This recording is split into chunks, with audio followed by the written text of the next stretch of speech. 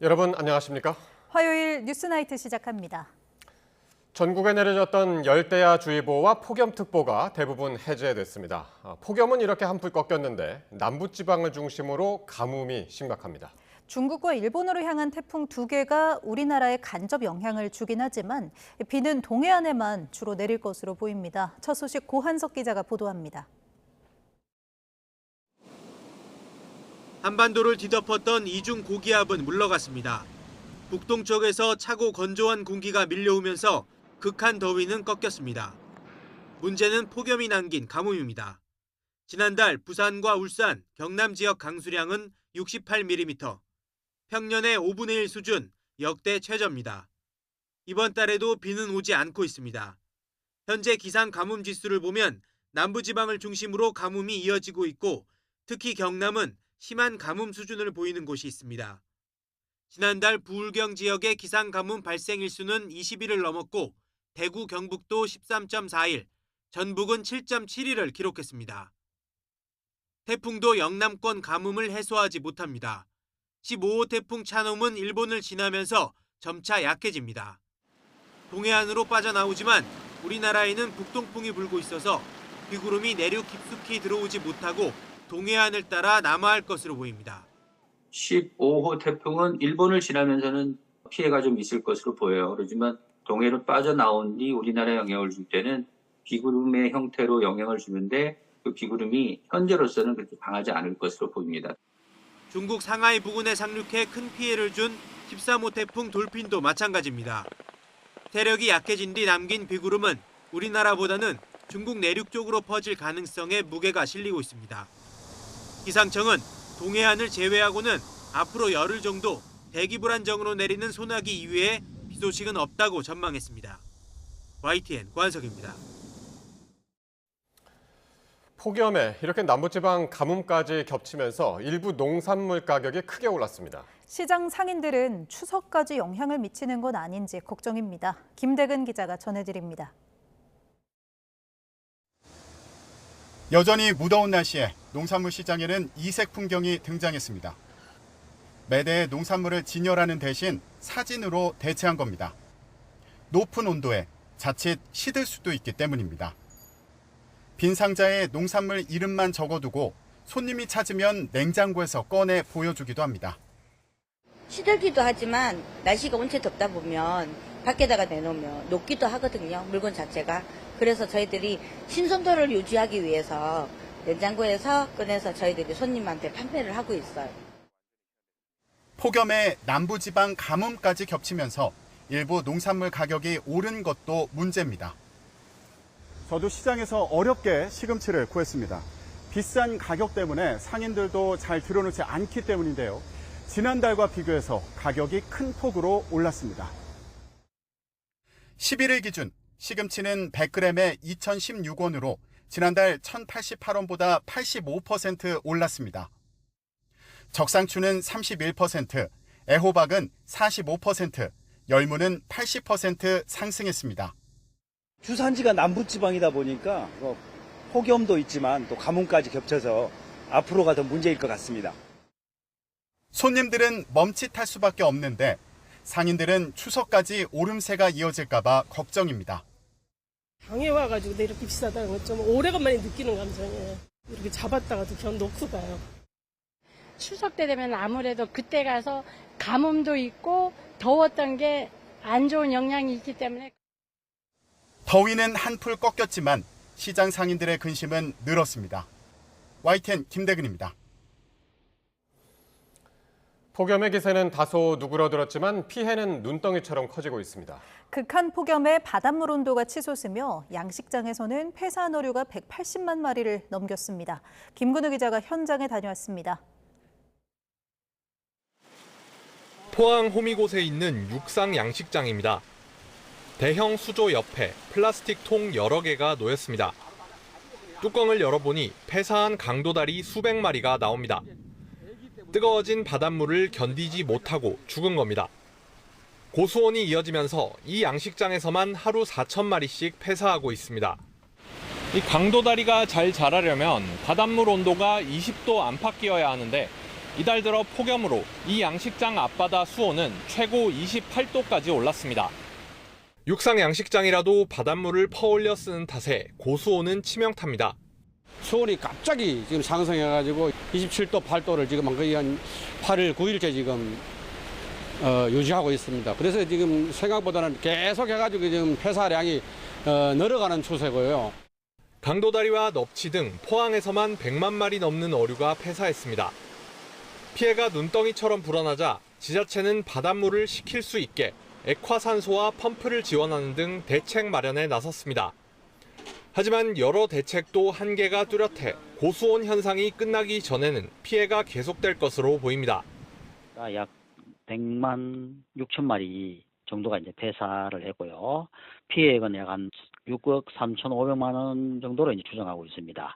저 방제 물품을 최대한 가동해서 고순 피해를 최소화할 수 있도록.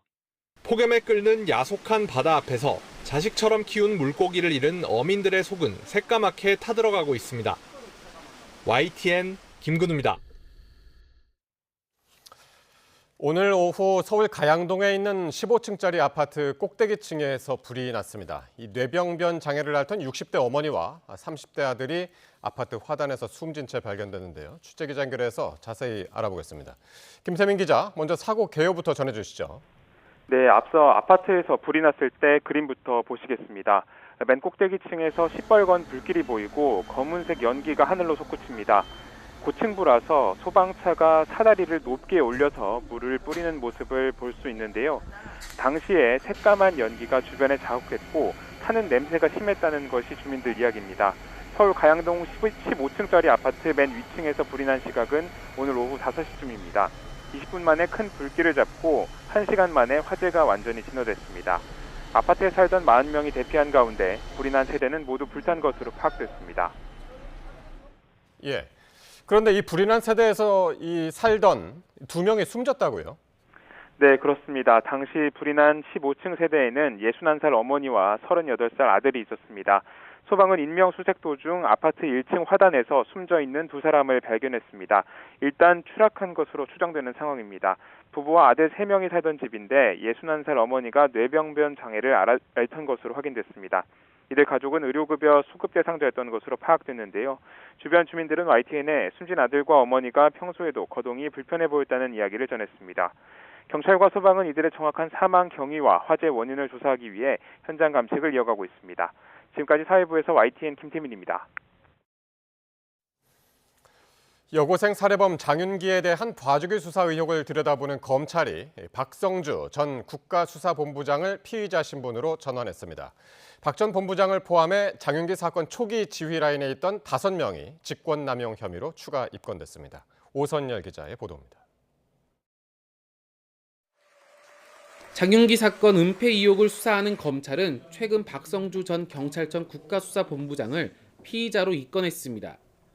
박 전 국수본부장은 장윤기 수사를 맡았던 광주 광산경찰서에 여고생 살인과 이주 여성 성폭행 사건을 분리수사하라는 지시를 내렸다는 의혹을 받습니다.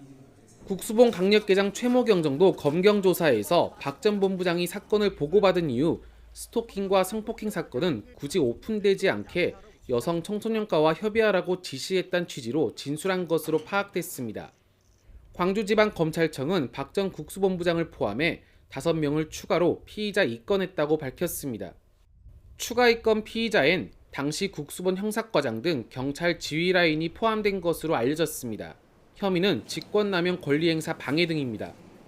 장윤기 사건 초기 광산경찰서 수사팀은 강간살인 혐의를 입증하기 위해 상부의 병합 수사를 3차례 요청했지만 국수본이 받아들이지 않았다고 주장했습니다.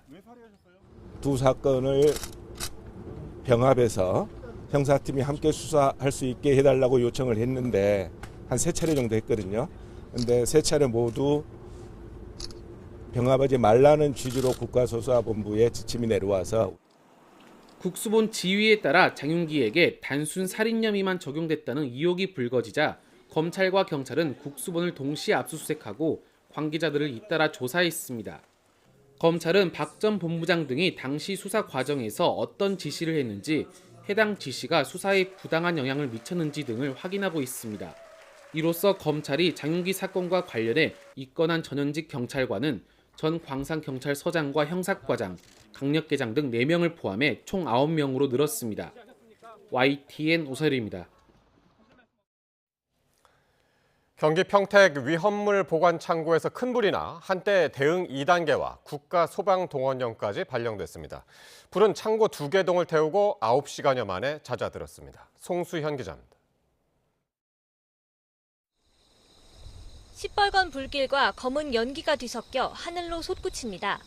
소방대원들이 연신 물을 뿌려보지만 화염은 쉽게 잦아들지 않습니다. 자정 무렵 경기 평택 청부읍에 있는 위험물 보관 창고에서 불이 났습니다.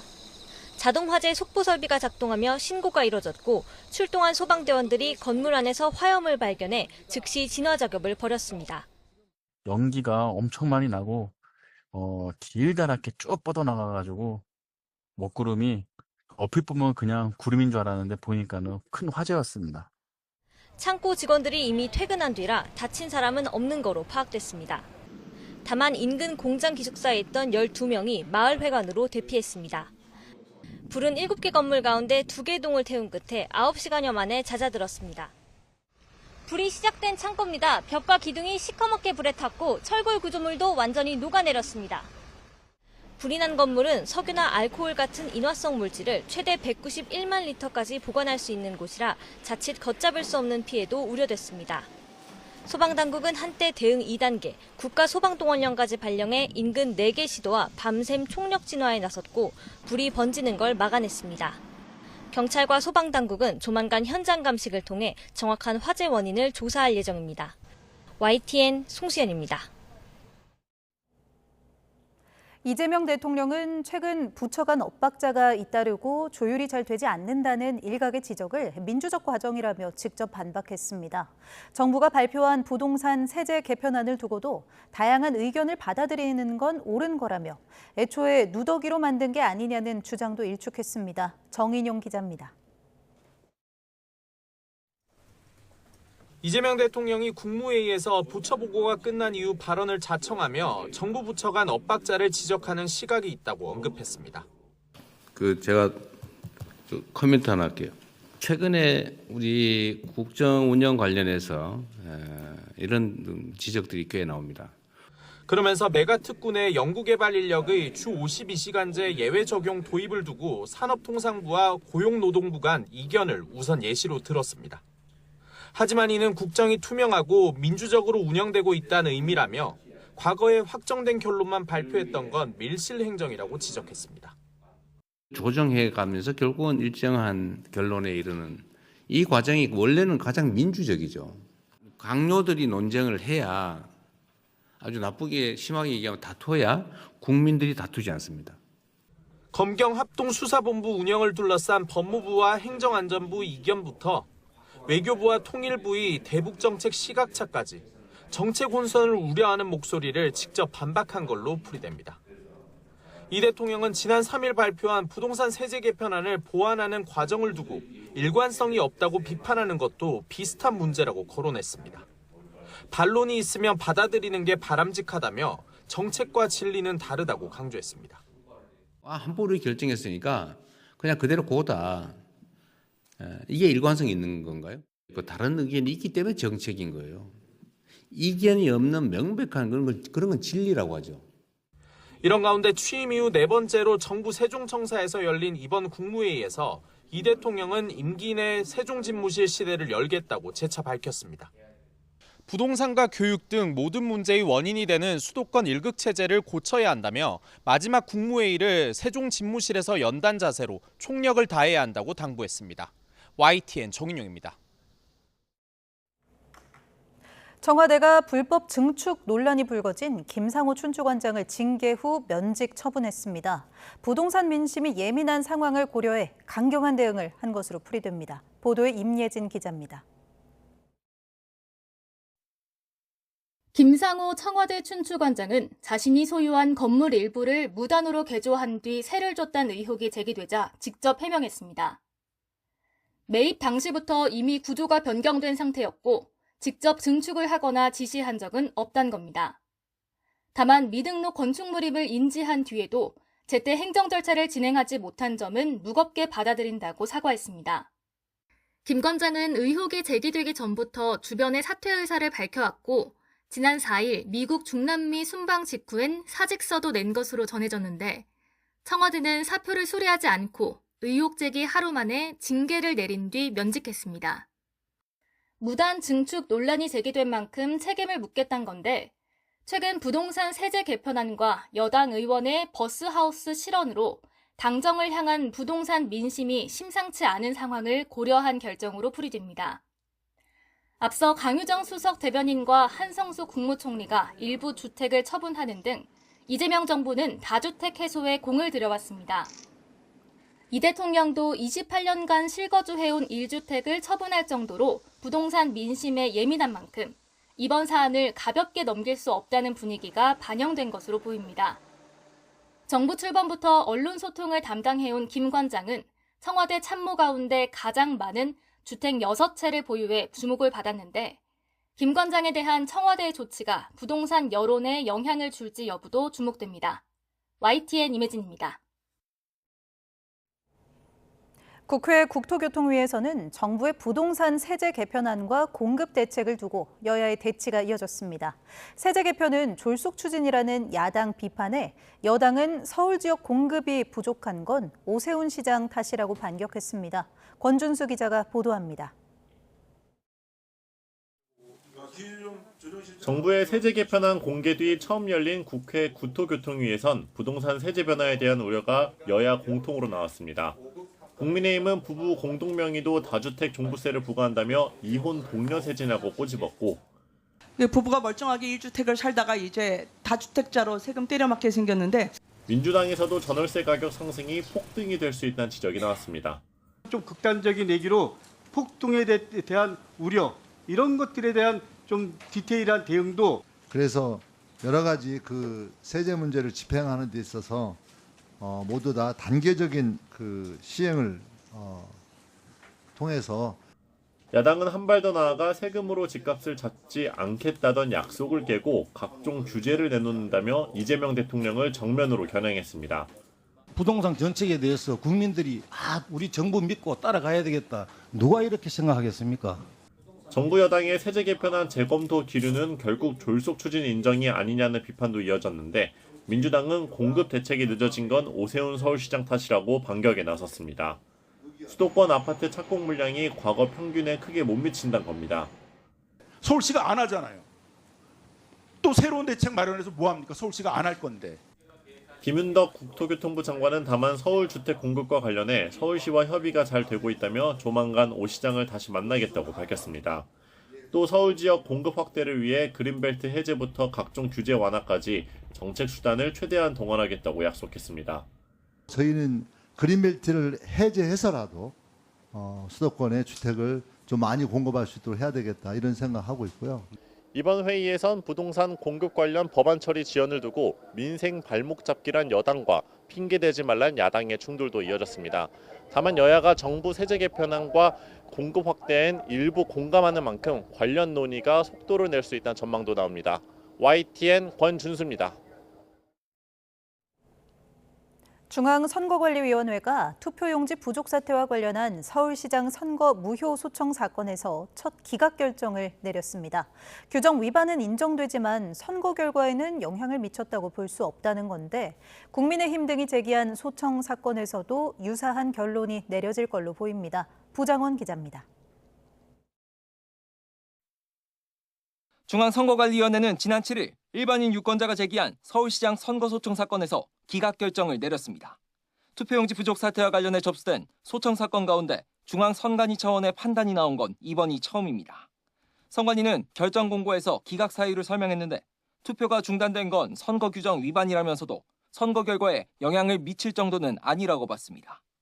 조전혁 전 서울교육감 후보와 이대영 전 인천교육감 후보가 제기한 선거 무효 소청도 같은 이유로 기각됐고 서울과 부산시장 등을 상대로 제기된 다른 12건에 대해선 보정 요구에 응하지 않았다며 각하 결정을 내렸습니다. 선거소청은 선거관리 문제 등을 이유로 선거 자체의 효력에 이의를 제기하는 절차로 선관위 결정에 불복할 경우 법원에 정식으로 선거소송을 낼 수 있습니다. 투표용지 부족 사태와 관련해 중앙선관위에 접수된 선거 소청은 모두 270여 건. 국민의힘은 서울과 경기, 인천, 울산, 부산, 전남, 광주, 충북 등 7개 지역 광역단체장 선거에, 개혁신당은 서울시장 선거 등 18곳에 대해 각각 선거 소청을 냈습니다. 보수야당이 제기한 소청 사건은 아직 결론이 나지 않았지만 비슷한 결정이 내려질 가능성이 큽니다. 국민의힘은 선관위가 선거 소청을 기각할 경우 당 차원에서 선거 소송을 제기하는 방안에 무게를 싣고 있습니다. 국민의힘 핵심 관계자는 YTN에 기각 결정이 나오면 곧바로 소송으로 이어갈 방침이라며 장동혁 대표가 직접 변론하는 방안도 검토하고 있다고 밝혔습니다. 중앙선관위는 내일 남은 소청 사건에 대한 심리를 이어갈 예정인데 결과에 따라 파장이 적지 않을 것으로 보입니다. YTN 부장원입니다. 뉴욕 증시 3대 지수가 일제히 하락했지만 우리 증시는 선전했습니다. 코스피는 연 이틀 상승해 6,200선, 박스권을 뚫고 6,300선을 탈환했고 코스닥도 이틀 연속 800선을 지켰습니다. 류환홍 기자가 보도합니다. 코스피가 0.7% 오른 6,346으로 마감해 6,200선 박스권을 벗어났습니다. 삼성전자와 SK하이닉스가 모처럼 반등하면서 지수 상승을 이끌었습니다. 삼성전자는 4.4% 급등했고 SK하이닉스도 0.4% 상승 마감했습니다. 3거래일 연속 순매도하던 외국인이 기관과 함께 순매수를 하면서 지수가 이틀 연속 상승했습니다. 시가총액 상위 종목 중에선 셀트리온과 삼성 SDS가 급등했습니다. 코스닥은 0.4% 내린 858로 마감해 이틀 연속 800선을 지켰습니다. 외국인과 기관은 동반 순매도를 했지만 개인이 홀로 순매수로 지수를 끌어올렸습니다. 뉴욕 증시에서 3대 지수가 모두 하락했지만 이에 아랑곳 없이 코스피와 코스닥은 상승했습니다. 외국인 순매수가 우리나라 시장에서 들어오면서 특히 삼성전자를 중심으로 반도체 쪽에 대한 수급이 호전된 점이 삼성전자 중심의 주가 강세의 원인이 됐다라고 볼 수 있을 것 같습니다. 시장에선 12일 발표될 미국 소비자 물가 지수를 주목하며 인플레이션 상승 우려가 완화되길 기대하고 있습니다. 원달러 환율은 1,410원대에서 횡보하다 1,416원으로 주간 거래를 마쳤습니다. 최근 원달러 환율은 하락세인데 시장은 조만간 지난해 10월 이후 처음 1,300원대에 진입할 수 있을 것으로 관측하고 있습니다. YTN 유환홍입니다. 오는 19일부터 단일 종목 레버리지 상품 등에 처음으로 투자하는 투자자들은 모의 거래를 의무적으로 이수해야 합니다. 금융투자업계 등은 오는 19일부터 단일 종목 레버리지와 인버스 ETF와 ETN을 처음 거래하는 일반 개인 투자자는 모의 거래 이수가 의무화된다고 설명했습니다. 신규 투자자는 한국거래소 모의 거래 홈페이지에서 5거래일 이상 모의 거래를 해야 하고 매 거래일에는 최소 1시간씩 이수해야 실제 상품을 거래할 수 있습니다. 한국거래소 모의거래 이수 시스템은 오는 19일부터 운영되는데 이번 조치는 정부가 지난달 29일 내놓은 단일 종목 레버리지 상품 보완책 가운데 하나입니다. 앞으로 간편 결제 앱 페이코에 구매한 종이 로또 복권을 등록하면 당첨 확인을 깜빡 잊더라도 자동으로 당첨금을 받을 수 있고 기업 경품용 연금 복권 교환권도 도입됩니다. 기획예산처 복권위원회는 이 같은 내용을 담은 복권 발행 관련 지침 개정안을 의결했습니다. 이에 따라 오는 18일부터 구입한 종이 로또 복권을 페이코 앱에 등록하면 당첨 여부를 알려주고 찾아가지 않은 당첨금은 지급기한 당일에 자동으로 입금됩니다. 다만 전자적으로 등록한 경우에도 실물 복권을 통한 지급 처리가 우선이기 때문에 당첨금 지급 기한 전날까지는 실물 복권을 잃어버리지 않도록 잘 관리해야 한다고 복권위는 당부했습니다. 부부 공동명의 1주택자에 대한 종합부동산세가 일부 다주택자 기준으로 부과되면서 세부담이 커지게 됩니다. 기본 공제와 공정시장 가액 비율 적용이 바뀌기 때문인데요. 정부는 다주택자로만 과세되는 것은 아니고 1주택자 특례를 선택할 수 있다고 밝혔습니다. 보도에 오인석 기자입니다. 내년부터 부부 공동명의 비거주 1주택자의 종부세 기본 공제가 대폭 축소됩니다. 부부 공동명의 실거주 1주택자는 내년에도 부부 각 한 명씩 9억 원을 공제받아 18억 원이 공제됩니다. 반면 비거주는 부부 1명당 4억 원, 총 8억 원이 기본 공제됩니다. 10억 원이나 차이가 납니다. 기본 공제 4억은 다주택자 기본 공제가 4억 플러스 알파로 큰 폭 축소된 점을 고려할 때 다주택자 수준으로 종부세가 부과되는 셈입니다. 급격한 세 부담을 줄여주는 공정시장 가액 비율도 부부 공동명의 1주택자에 불리해집니다.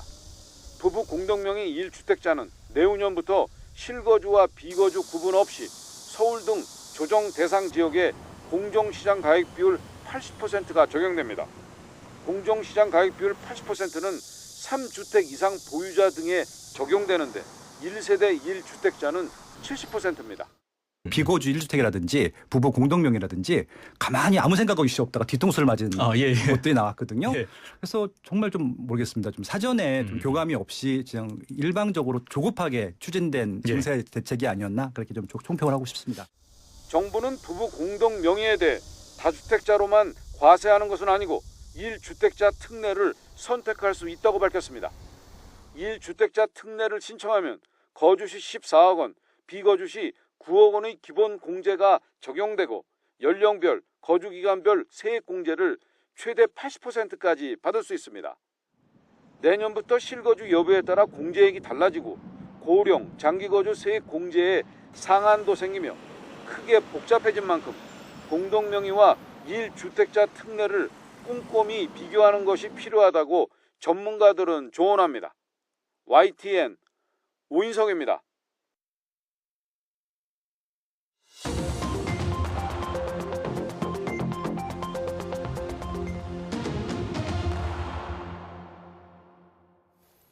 정치권 관심 뉴스 짚어보는 포커스 나이트 시간입니다. 오늘은 최창렬 용인대 특임교수, 김종혁 전 국민의힘 최고위원 두 분과 말씀 나누겠습니다. 어서 오십시오. 안녕하세요. 안녕하세요. 안녕하십니까. 네, 더불어민주당 전당대회 호남 지역 권리당원 투표가 오늘 시작됐습니다. 호남은 이번 전당대회 최대 승부처이기 때문에 어제 광주에서 열린 TV 토론도 많은 관심을 받았는데요. 토론 장면 잠깐 보고 오시겠습니다. 당정 관계가 안 좋으면 선거 결과가 안 좋아지고 그러면 심지어 정시도 흔들리고 전체적으로는 안정된 당정 관계를 갖는 당대표가 나오는 것이 좋을 것이다. 실제 경제 정책을 다뤄보시거나 아니면 이 관련된 지금 대기업의 오너들하고 일정 기간 이상 토의를 좀 해보신 적이 있으신지. 김민석 후보는 사람을 무시하는 데 좀 일각이 있는 것 같은데요. 지금 계속 반명, 분열주의, 신천지고 이렇게 하면서 실제로 전당대회가 진흙탕으로 빠지는데 본인이 혹시 사과할 일은 없습니까? 1호 국정과제가 뭡니까? 이재명 정부의 국정과제 1호. 내란 청산이 제1호의 국정과제라고 생각을 했고요. 공식 국정과제 1호가 헌법 개정을 통한 5.18 정신의 수록인데 본인 생각이고 국정과제를 잘 모르고 계신 것 같습니다. 네, 호남 투표가 시작이 됐고 광주에서 열린 토론회여서 후보들의 발언이 좀 더 날카로워진 것 같은데 어떻게 보셨습니까, 교수님? 이게 이제 일주일도 안 남았어요, 이제 17일 날 전당대회가 끝나는데 지금 이제 뭔가 이 여당의 전당대회가 너무 진부하다라고 저는 느껴져요.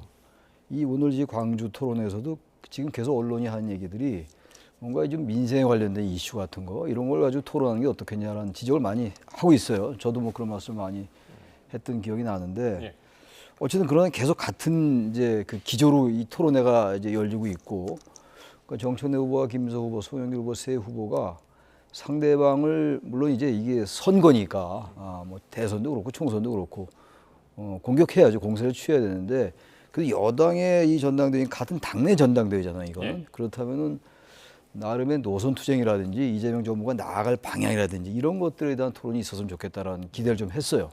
이제 초반은 그렇다 하더라도 점점 이제 종반을 접어들수록 그런 여러 가지 지적도 있고 비판이 있으니까 뭔가 지금 부동산 이슈, 민생 이슈가 얼마나 많아요. 따라가기도 힘들어요. 지금 세제 문제도 그렇고 말이죠. 근데 그런 것들에 대한 토론이 너무 없어요. 그러니까 상대방에 대한 여러 가지 과거 발언 가면 갈수록 더 없어지는 것 같은데. 오히려 더 그런 것 같아요. 더 막판이니까 더 치열해지는 건 좋은데 상대에 대한 공세 그리고 과거 발언들에 대한 소환 이런 게 너무 과도하게 많이 이게 비중을 차지해서 여당의 전당대회 지금 대단히 실망스럽다. 저는 그렇게 느꼈습니다. 누가 더 이제 호남 민심에 더 호소력이 있느냐 이게 지금 관건이잖아요. 남은 지역이 이제 호남 굉장히 큰 부분이라. 그렇습니다. 호남이 32% 정도 되고 그다음에 경기 서울이 38% 그래서 두 개 합치면 70%가 넘는다고 그래요. 그러니까 뭐 지금까지 있었던 한 30%의 선거 결과와 전혀 상관없이 이제 호남에서의 결과 그리고 그것에 의해서 어떻게 보면 이제 수도권도 호남 분들이 많이 계시니까 민주당 지지자들 중에서는 그래서 결국 비슷하게 나오지 않을까 싶은 생각도 드는데 일각에서는 또 여론조사 보면 호남 민심하고 또 수도권하고는 좀 다르다 이런 얘기도 있어서 그것 이제 귀추가 주목되는데요. 어쨌든 이번에 민주당 경선 대회 저 대표 경선은 되게 진부하고 재미없었어요. 왜냐하면 맨날 후보들이 모여서 하는 소리가 뭐 누가 대통령을 잘 모실 것이냐, 네. 뭐 이런 얘기하면서 네가 배신자고 누가 의리가 있고 뭐 이런 얘기 무슨 뭐라 그러나요? 왕조 시대도 아니잖아요 지금 자유민주공화국에서 민주정당이라는 곳에서 지금 당 대표 뽑는데 뭐 저런 얘기가 왜 필요하지? 네. 라는 생각이 들 정도의 아주 진부하고 따분한 충성 논쟁이 주를 이루었기 때문에 굉장히 재미없었다. 그리고 일반 국민 입장에서는 그게 내 삶하고 도대체 무슨 관계가 있단 말이야. 뭐 이런 생각을 많이 했습니다. 그래서 예. 이제 일주일도 안 남았으니까 빨리 끝났으면 좋겠어요. 그러니까 지금 말씀하신 대로 뭐 누가 친명이냐, 누가 배신했냐 이런 계속된 게 반복된 글쎄요. 일들이 있다 보니까 질문들이 있다 보니까 송영길 후보가 얘기했던 국정과제 1호 뭐냐라는 이 질문 그리고 이제 정청래 후보가 약간 이게 당황하는 이 모습이 상당히 좀 도드라지게 보였던 것 같습니다. 국정과제 1호가 이제 5.18 정신 헌법 전문 수록인데 네. 내란 청산이 아닙니까? 이렇게 얘기하니까 좀 자신 없어한 모습이 역력해요. 이건 좀 허를 찔린 것 같아요. 근데 뭐 그 자체가 그렇게 중요한 건 같지 않고 이 과거도 보면 대선 후보 토론회 때도 그런 얘기가 많아요. 또 A 후보가 B 후보에게 어떤 팩트를 물어볼 때 팩트에 대해서 답도 못하는데 그럴 때는 좀 여유 있게 얘기해도 돼요. 국정과제 1호 내가 못 챙겼다. 이렇게 얘기하면 되는데 너무 당황하거나 이럴 필요는 없을 것 같고 이건 기술적인 문제니까 이건 중요하지 않은데 아무튼 결국 그겁니다. 김민석 후보와 정청래 후보 둘 중에 하나 될 것 같은데 둘 중에 한 명이 될 것 같은데 선호 투표가 또 있어서 여전히 저는 김민석 후보가 좀 유리하다. 호남 민심과 아까 잠깐 말씀하신 것처럼 서울 민심이 좀 다르다는 어떤 그런 분석이 있는데 저는 그렇게 안 봐요. 호남 이 수도권 지금 인천은 끝났잖아요. 서울하고 경기가 남았는데 수도권은. 근데 여기도 역시 호남 출신 분들이 많다고요. 당원들 중에서.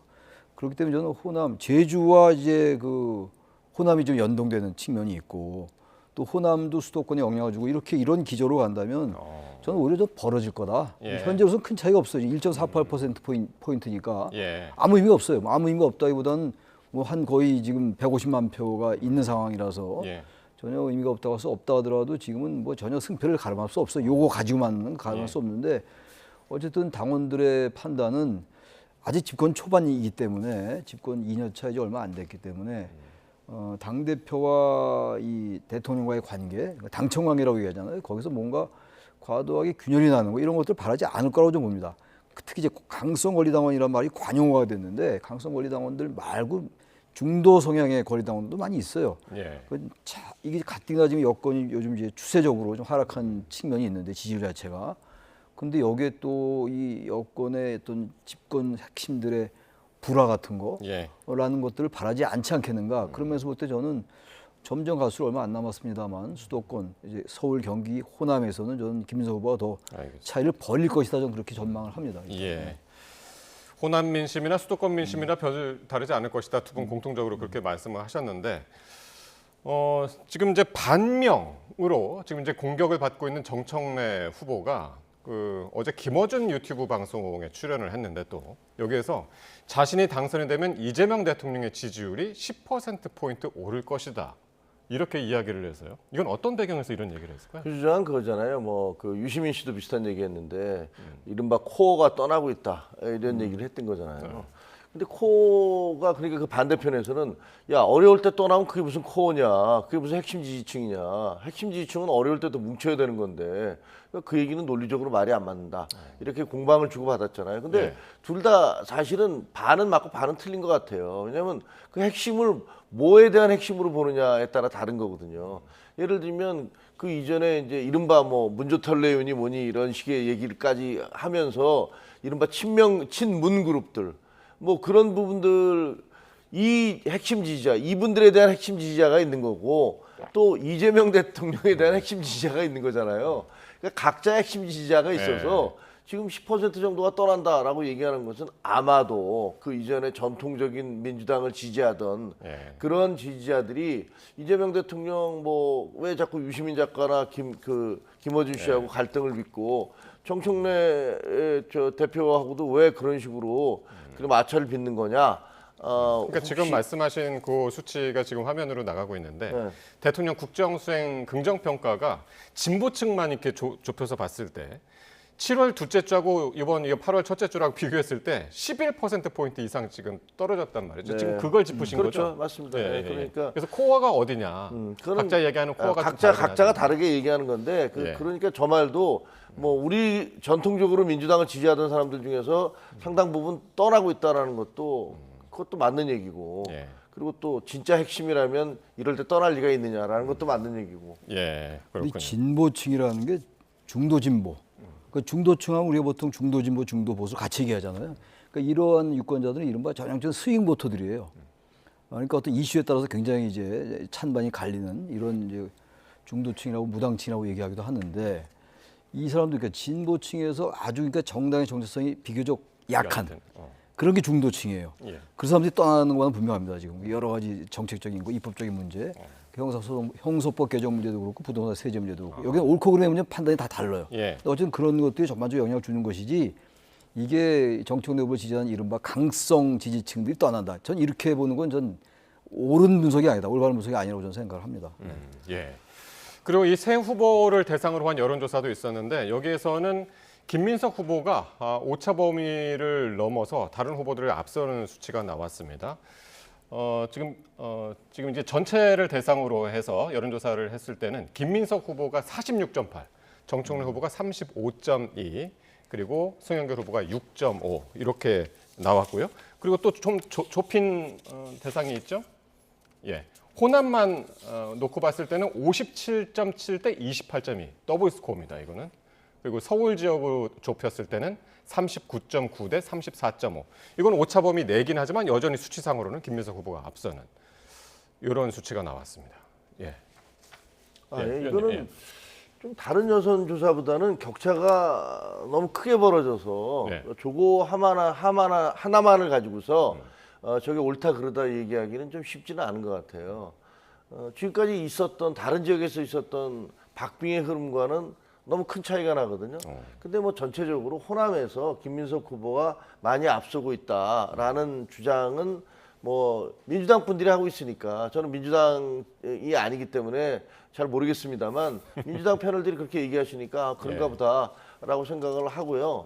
또 뭐 그 서울 같은 경우는 서울 경기 같은 경우는 좀 강성이 많대요. 그러니까 민주당의 전통적인 지지자들이 많다는 거예요. 그래서 호남만큼 벌어지지는 않을 것이다 라고 얘기하시던데 오늘 민주당 패널들 몇 분 만나니까 뭐 50%를 호남에서는 김민석 후보가 50%를 넘을 것이다 이렇게 주장을 하고 그다음에 서울 경기 같은 경우는 원래 정청래 후보가 앞서고 있었는데 이게 거의 붙었거나 뒤집어지는 흐름이다라고 주장을 하시더라고요. 이건 이제 민주당 패널 몇 분의 주장이에요. 그러니까 그게 맞는지 어떤지는 뭐 제가 장담할 수는 없지만 지켜보죠. 뭐. 그러니까요. 지금 말씀하신 대로 보통들 특히 이제 민주당 진영에서 이제 보시기에 호남 지역은 김민석 그리고 수도권은 뭐 정청래 그 구도를 많이 말씀하시는데 요번 결과만 보면은 진짜 수도권까지도 김민석 후보가 약간은 앞서는 뭐 그런 결과여서 저는 그러니까 그럼 이제 저 여론조사 지금 방금 나온 거 저기서 서울이 좀 조금이라도 근소한 차이로나마 정청래 후보가 좀 앞서야 돼요. 그런 주장이 맞을래는 말이죠. 근데 어쨌든 호남보다는 격차가 분명히 적은 것만 분명한데 오차범위 내니까 의미가 없는 거죠. 거의 차이가 의미가 없는데 저는 수도권 인천도 수도권이잖아요. 근데 서울이 좀 다르다는 얘기인데 서울도 저는 그렇게 크게 아까 저 여론조사보다는 차이가 날 것 같아요. 저기 뭐 거의 차이가 안 나는 거긴 한데 그래서 저건 뭐 이제 여론조사니까 당대표 지지도에 불과한 거라서 호남과 저는 큰 차이가 없을 거다. 그 차이는 비교적 줄더라도. 이건 어떻게 보십니까? 지금 이제 부동산 이슈가 지금 제일 핫한 이슈 가운데 하나인데 13일이면 이제 정부가 다시 이제 공급 대책 발표한다는 거 아닙니까? 내일은 이제 민주당에서 자체적으로 뭐 의총도 열고 부동산 해법을 내놓는다고 그러는데 이 부동산 이슈가 전당대회에도 영향을 미칠까요? 어떻게 보십니까? 글쎄요. 이게 지금 여야의 싸움이 아니거든요. 여당 내에서의 이제 그 계파 갈등이 이번에 유난히 이제 도드라지는 거죠. 다른 때 전당대회에 비해서는. 근데 그럼에도 불구하고 정청래 후보나 김수 후보가 다 여당이라고요, 지금. 그래서 부동산 민심이 좀 악화되는 것만 분명해 보여요. 여론조사에 나타나는 거니까. 근데 이 부분 때문에 정 후보가 더 유리하다 이런 주장할 수가 있겠죠. 왜냐하면 지금 김민석 후보가 이재명 대통령과 같은 이제 패키지란 그런 인식이 강하니까 지금 이번 전당대회 그런 기류가 좀 관통하고 있는 거 아니에요? 이른바 명청대전이라는 것들이 그런 걸 내포하고 있는 것이고, 그러니까 친명이냐 뭐 친청이냐 이것도 그런 맥락이란 말이죠. 그렇다면 부동산 민심이 안 좋으면 정 후보가 유리할 것이다. 아주 도식적인. 형식놀이는 가능한데 전 그게 너무 논리비약이 심하다는 생각이 들어요. 왜냐하면 지금 김민석 후보나 정청래 후보가 부동산 세제에 대한 논쟁이 거의 없어요. 찾아볼 수가 없다고요. 여기에 대해서 정 후보가 강하게 만약에 이재명 대통령의 정책을 정부 정책 비난한다면 비판한다면 뭐라고 그렇게 할 수 없는 거 아니겠어요. 그렇기 때문에 내심은 모르겠으나 적어도 이 문제를 표면적으로 드러내고 갈등하지 않는다. 뭐 지금 다른 걸 가지고 갈등하잖아요. 이재명 대통령과의 관계라든지 이러면 과거에 뭐 김민석 후보가 정몽준 쪽에 합류했다는 뭐 여러 가지 이런 뭐 누가 더 친문이냐 이런 거 가지고 논쟁하고 있는 거 아니에요 지금. 저는 그 방향이 썩 그렇게 좋아 보이지는 않습니다. 그 현실이기 때문에 저는 부동산 이 관련 이슈가 이렇게 김민석 후보나 정청래 후보에게 크게 유불리로 작동한다. 거기 좀 동의하기 좀 어렵습니다 개인적으로. 그 역으로 좀 생각해 볼 필요가 있을 것 같아요. 그러니까 예를 들면 지금 경제 정책 실패에 대한 그 비난의 목소리가 높잖아요. 부동산, 주식, 물가. 뭐 이런 것들에 대한 비판이 높은데 그렇게 됨으로 해서 이재명 대통령에 대한 지지도가 추락하고 위기 상황이잖아요. 어떻게 보면 여권의 위기 상황이에요. 그러면 그것을 민주당 지지자들은 어떻게 받아들일까? 오히려 반대로 받아들일 수도 있거든요. 그러니까 예를 들면 야 이런 상황에 그 대통령하고 갈등을 빚는 사람이 당대표가 되면 그러면 굉장히 심각한 상황이 올지도 모르겠다. 총선에서 또 우리가 대표할 수도 있다. 뭐 이런 위기의식 같은 게 생길 수도 있잖아요.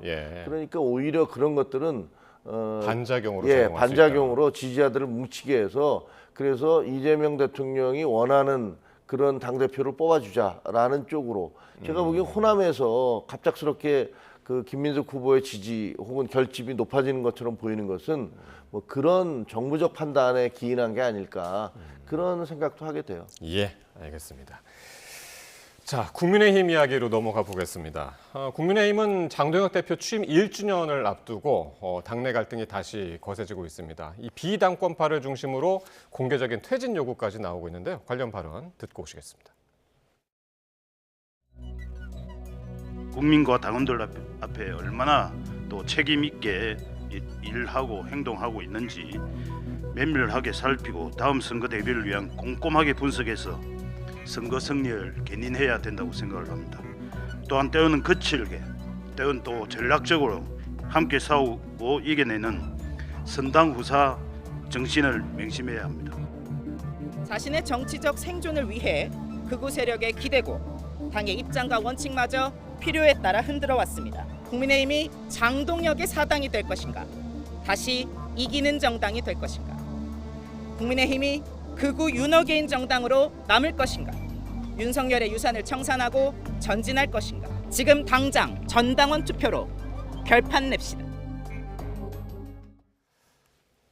자, 요즘 국민의힘 의원들 사이에서는 장동혁 대표 사퇴 주장이 좀 주춤했었죠. 근데 지금 보신 것처럼 한 책임 당원이 전당원 투표 이야기를 꺼냈습니다.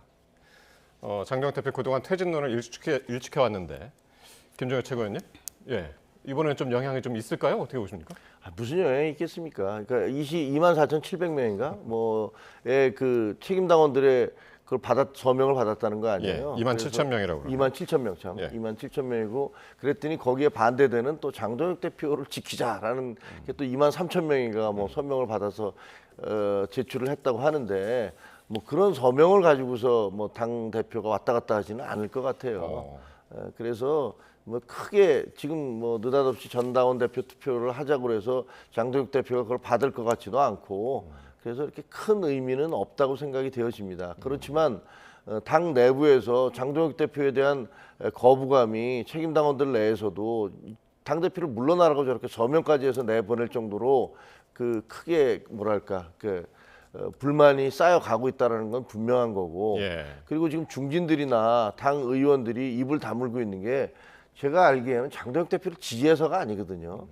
그게 지금 해봤자 뭐랄까 쇠귀에 경일 끼고 아무리 얘기해봤자 소용없으니까 입만 아프다. 시기를 좀 보자. 뭐 이러고 있는 거라고 생각이 되어져요. 그러니까 사퇴 촉구 연판장 처음에 이제 22,000명 얘기가 나왔는데 장동혁 팬카페에서 이제 23,000명 서명 나오니까 여기서 좀 더 불린 것 같아요. 27,000명. 그러니까 세대결 양상이 지금 보이고 있는데 과연 이게 진짜로 전당원 투표까지 이어질지 가능성 어떻게 이쯤 되면 말이죠. 이거 한두 번 이제 한 얘기가 아닌데 대표가 물러나야죠. 당원 중심주의라고 얘기하잖아요. 이쪽에서는 당원 주권주의 얘기하고 있고 당원 중심주의인데 지금 자신의 거취에서 사퇴를 요구하는 당원의 서명이 27,000명이다. 적은 숫자가 아니잖아요. 근데 자신을 지지하는 당원은 23,000명. 세대결을 볼 때 이게 무슨 법적인 구속력이나 뭐 당원 단계에 영향을 끼치는 건 전혀 아니겠습니다만 당원 중심주의를 부르진다면 어쨌든 적어도 이 논리에 의하면 그만두는 게 맞는 거 아니에요? 당원들이 지금 더 많은 숫자가 지금 자신을 나가라고 하는데 그건 어떻게 설명해야 될지 전당원이 모르겠고. 100만 명이 넘기 때문에 그러니까 뭐 그게 의미가 없겠죠. 큰 의미가 없다. 근데 그 100만 명을 다 뭐 얘기하는 거 아니죠. 우리가 모든 게 투표율이라는 게 있는 거 그러니까. 근데 제가 아까 지금 이 전당대회가 민주당 전당대회가 너무 당내 갈등이 많이 도드라진다라는 말씀드렸습니다만 이 국민의힘에 비하면 상대가 안 돼요. 이 국민의힘의 이거는 뭐 갈등도 아니고 내용이라고 표현해도 안 될 것 같고 사실 이거 지금 이 국민의힘 말이죠 제1야당으로서 정상적인 당의 모습이 아니에요. 우리 김정일 전 최고위원 계신데 내가 괜히 신뢰가 된 얘기인지 모르겠는데 이런 정당은 보셨어요? 제가 알기로 우리 성목 앵커님도 이거 정치 계속 보셨던 분인데 전 이런 정당을 제가 88년 이래 본 적이 없어요. 여야 무슨 보수지 뭐 다 떠나고 뭐 독재 뭐라고 해야 되나요? 이거 상태를 내전인가요? 뭐라고 해야 됩니까? 이건 비정상적인 정당의 모습이에요. 이건 정상적인 정당이 아닌데 여기 모든 게 이게 이제 윤석열 개헌부터 출발한 거예요. 지금 뭐 이분만 그런 게 아니잖아요. 지금 중진들이 지금 뭐 말 안 하는 게 당 대표의 그 거취를 이 사퇴를 바라지 않는 그런 차원이 아니라 지금 제가 여기서 일일이 거명 안 하겠습니다만 윤석열 당시 전 대통령 체포에 저지하고 이랬던 의원들이 지금 기소될 것 같기도 해요. 그분들이. 근데 그런 것들이 누적되어 온 거예요. 거기에 장 대표가 아주 환영점정을 한 거고 지금 마지막까지 중진들은 지금 전 눈치를 보고 있다. 장 대표가 물러나면 또 한동훈 의원이 들어올지도 모르는 이런 상황. 그리고 또 그렇다면 지금 뭔가 이 행동을 좀 실천 있게 보여주고 실력 행사를 해야 되는데 그런 걸 안 하잖아요. 그러니까 당원이 나선 거예요. 지금 박윤기 책임 당원이라는 분이. 이쯤 되면 말이죠. 저는 계속 제가 주장하는 겁니다만 제가 전망하는 거긴 한데 마침 요즘 이 장동혁 대표의 이 지위가 공고해지는 것처럼 보이지만 그건 전혀 잘못 보는 거라고 저는 봅니다. 저는 생각보다 오래 못 갈 것 같아요. 장동혁 대표. 어쨌든 지금 보면은 전혀 뭐 물러날 생각은 없고 오히려 지금 장동혁 대표가 조강특위를 가동하고 있고요. 지난달에는 이제 선출직 평가 TF까지 띄웠습니다. 국회의원들은 이제 평가하겠다는 거죠. 그리고 취임 1주년이 되는 26일에는 쇄신안 발표도 이제 예고를 해놓은 상태인데 이건 어떻게 읽어야 됩니까? 뭐 쇄신안은 26일 날이 취임 1주년이어서 3가지 정도로 나올 것이다라고 얘기들 하더라고요. 뭐 실제로 그게 나올지 모르겠습니다만 아까 말씀드린 대로 당원 중심주의 그게 하나고 두 번째가 청년들 우대 그다음에 세 번째가 싸우는 정당 뭐 이 3가지 정도로 핵심적인 주제가 나올 것이다 이렇게 얘기를 하는데 당원 중심주의 굉장히 좋은 얘기죠. 맞는 얘기이기도 하고 그런데 그렇게 되려면요. 일단 신천지나 통일교나 이렇게 무슨 다른 종교 조직에 의해서 무더기로 들어온 사람들 정리해야 되거든요. 이중당적자들 예를 들면 뭐 우리공화당이라든가 자유통일당이라든가 그다음에 황교안 대표의 당이라든가 이런 데서 이중당적을 갖고 있는 사람들 이분들 정리를 해야 돼요. 이분들이 정리되지 않은 상태에서 당원 중심주의니 주권주의라는 건 다 그냥 헛소리에 불과한 얘기거든요. 그리고 기본적으로 만약에 당원 중심주의만을 외친다면 국민의힘 같은 경우는 이번에 뭐 보도도 나왔습니다만 그 전체 사용한 몇백억의 돈 중에서 당원들이 낸 돈은 20%밖에 안 된다잖아요. 그럼 80%의 돈은 국민 세금 아닙니까? 그럼 국민 세금으로 80%의 지원을 받는 정당에서 국민들은 상관없고 그냥 우리는 우리 그 당원들 그 중에서도 뭐 핵심 강성 당원들의 목소리만 듣고 가겠다라면 국가 보조 받으면 안 되죠. 국민 세금 지원 받으면 안 되죠. 그런 논리적 모순이 생겨난다는 말씀을 드리고, 그다음에 뭐 싸우는 정당 얘기하는데, 아니 무슨 뭐 싸우기 위해서 정당이 존재, 그런 측면도 있죠. 견제하라고 있는 거는 맞습니다. 서로 경쟁하면서 상대방의 잘못을 지적을 해서 더 발전하자라는 건데, 이게 무슨 지금처럼 올림픽 공원에 나가서 얘기하듯이 뭐 사생 결단으로 너 죽기 아니면 나 죽기 이런 식의 싸움을 하는 것들이 정당의 본질이다라고 생각한다면, 이거는 무슨 뭐 히틀러 정당이 아닌다면 그렇게 갈 수가 없는 거잖아요. 이거 말이 안 되는 얘기다. 그래서 너무 강성 일변도로 지금 얘기를 하고 계시고, 그다음에 이제 청년 중심이라고 얘기하는 것도 글쎄 올림픽 공원에 나와 있는 청년들만 청년들인가 이렇게 얘기할 수는 없는 거잖아요. 이런 부분들이 좀 저는 우려되는 부분이 있습니다.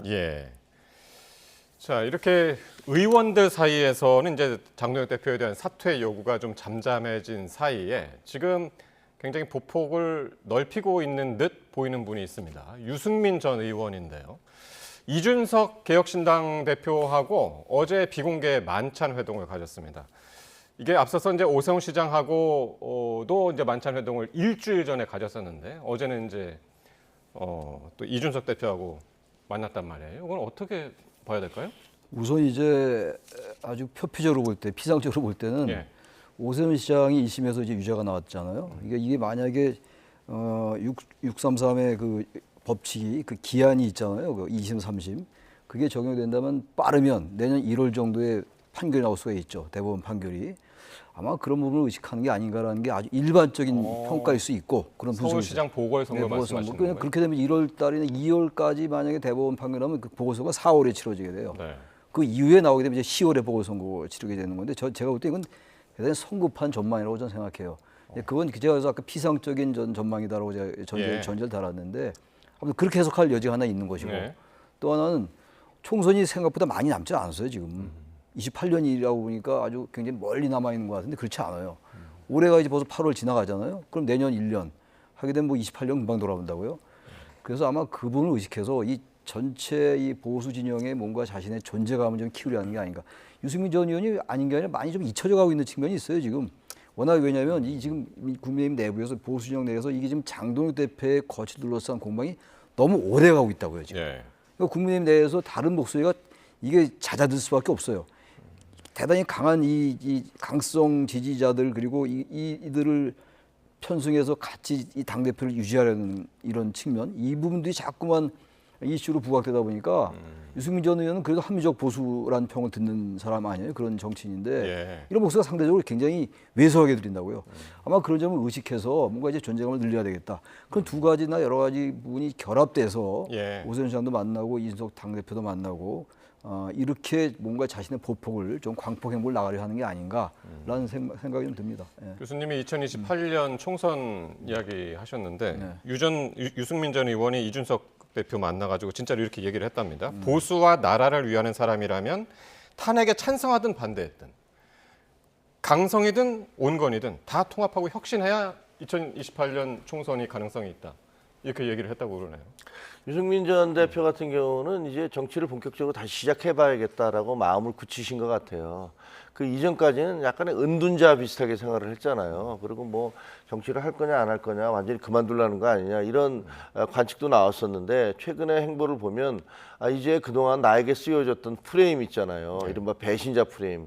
그것도 사실 진짜 지겹도록 울거먹은 거거든요. 그 반대편들이. 근데 이제 와서 돌이켜보면 과연 뭐 유승민 대표가 증세 없는 복지 없다라고 얘기한 게, 그게 과연 그렇게 저 사람에게 배신자 딱지를 붙여서 십몇 년씩이나 완전히 이렇게 밀어낼 것이었느냐, 말이 안 되는 거거든요. 그러니까 그런 면에서는 이제 나에게 이제 쓰여진 굴레도 이제 벗어날 때가 됐다라고 생각을 하시는 것 같고, 사람들을 다양하게 만나는 건 좋은 일이라고 생각을 해요. 그리고 이준석 대표하고는 사실 이준석 대표 아버님하고 두 분이 친구라는 거 아니에요? 그래서 과거에는 되게 가까운 사이였어요. 그러다가 이제 좀 그 사이가 멀어졌던 건데, 오세훈 시장님이나 뭐 이준석 대표나 이런 분들을 만나서 그리고 또 뭐 언젠가 한동훈 전 대표도 만나겠죠. 그러니까 지금까지 한동훈 대표를 한동훈 의원을 안 만나가지고. 한동훈 전 대표는 제가 얼마 전에 상가에서 유승민 그 전 대표를 뵀는데 하시는 말씀이 작년엔가 뵀다고 그러더라고요. 만났다고 그러더라고요. 그 선거 앞두고서 만나서 식사도 같이 하고 얘기도 했었다라고 그런 말씀을 하시던데 무슨 뭐 이게 무슨 그 만나기 싫어서 혹은 꺼려해서 그런 건 아닌 분위기더라고요. 그러니까 뭐 자연스럽게 만남이 이루어지지 않을까. 근데 만약에 두 분이 만나면 아마 더 큰 얘기가 나올 거잖아요. 뭐 오세훈 시장이나 이준석 대표하고 만나는 것 못지않게 혹은 그보다 더 이게 의미가 뭐냐라면서 여러 가지 해석이 붙을 거기 때문에 그런 것들 여러 가지를 좀 고려하고 있는 게 아닌가 싶습니다. 정치 보폭을 넓히고 있는 듯한 유승민 전 의원의 앞으로 행보가 또 어떻게 이어질지 주목이 되고 있습니다. 여기까지 말씀 듣죠. 지금까지 최창렬 용인대 특임 교수, 김종혁 전 국민의힘 최고위원이셨습니다. 고맙습니다. 고맙습니다.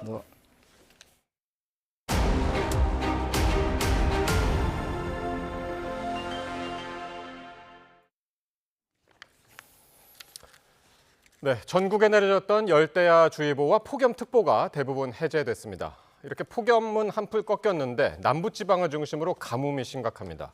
중국과 일본으로 향한 태풍 2개가 우리나라에 간접 영향을 주기는 하지만 비는 동해안에만 내릴 것으로 보입니다. 고한석 기자가 보도합니다.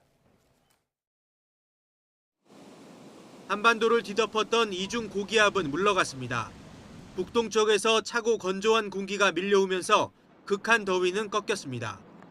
문제는 폭염이 남긴 가뭄입니다. 지난달 부산과 울산, 경남 지역 강수량은 68mm, 평년의 5분의 1 수준, 역대 최저입니다. 이번 달에도 비는 오지 않고 있습니다. 현재 기상 가뭄 지수를 보면 남부지방을 중심으로 가뭄이 이어지고 있고 특히 경남은 심한 가뭄 수준을 보이는 곳이 있습니다. 지난달 부울경 지역의 기상 가뭄 발생 일수는 20일을 넘었고 대구, 경북도 13.4일, 전북은 7.7일을 기록했습니다. 태풍도 영남권 가뭄을 해소하지 못합니다. 15호 태풍 차놈은 일본을 지나면서 점차 약해집니다. 동해안으로 빠져나오지만 우리나라에는 북동풍이 불고 있어서 비구름이 내륙 깊숙이 들어오지 못하고 동해안을 따라 남하할 것으로 보입니다. 15호 태풍은 일본을 지나면서는 피해가 좀 있을 것으로 보여요. 그렇지만 동해로 빠져나온 뒤 우리나라에 영향을 줄 때는 비구름의 형태로 영향을 주는데 그 비구름이 현재로서는 그렇게 강하지 않을 것으로 보입니다. 중국 상하이 부근에 상륙해 큰 피해를 준 13호 태풍 돌핀도 마찬가지입니다.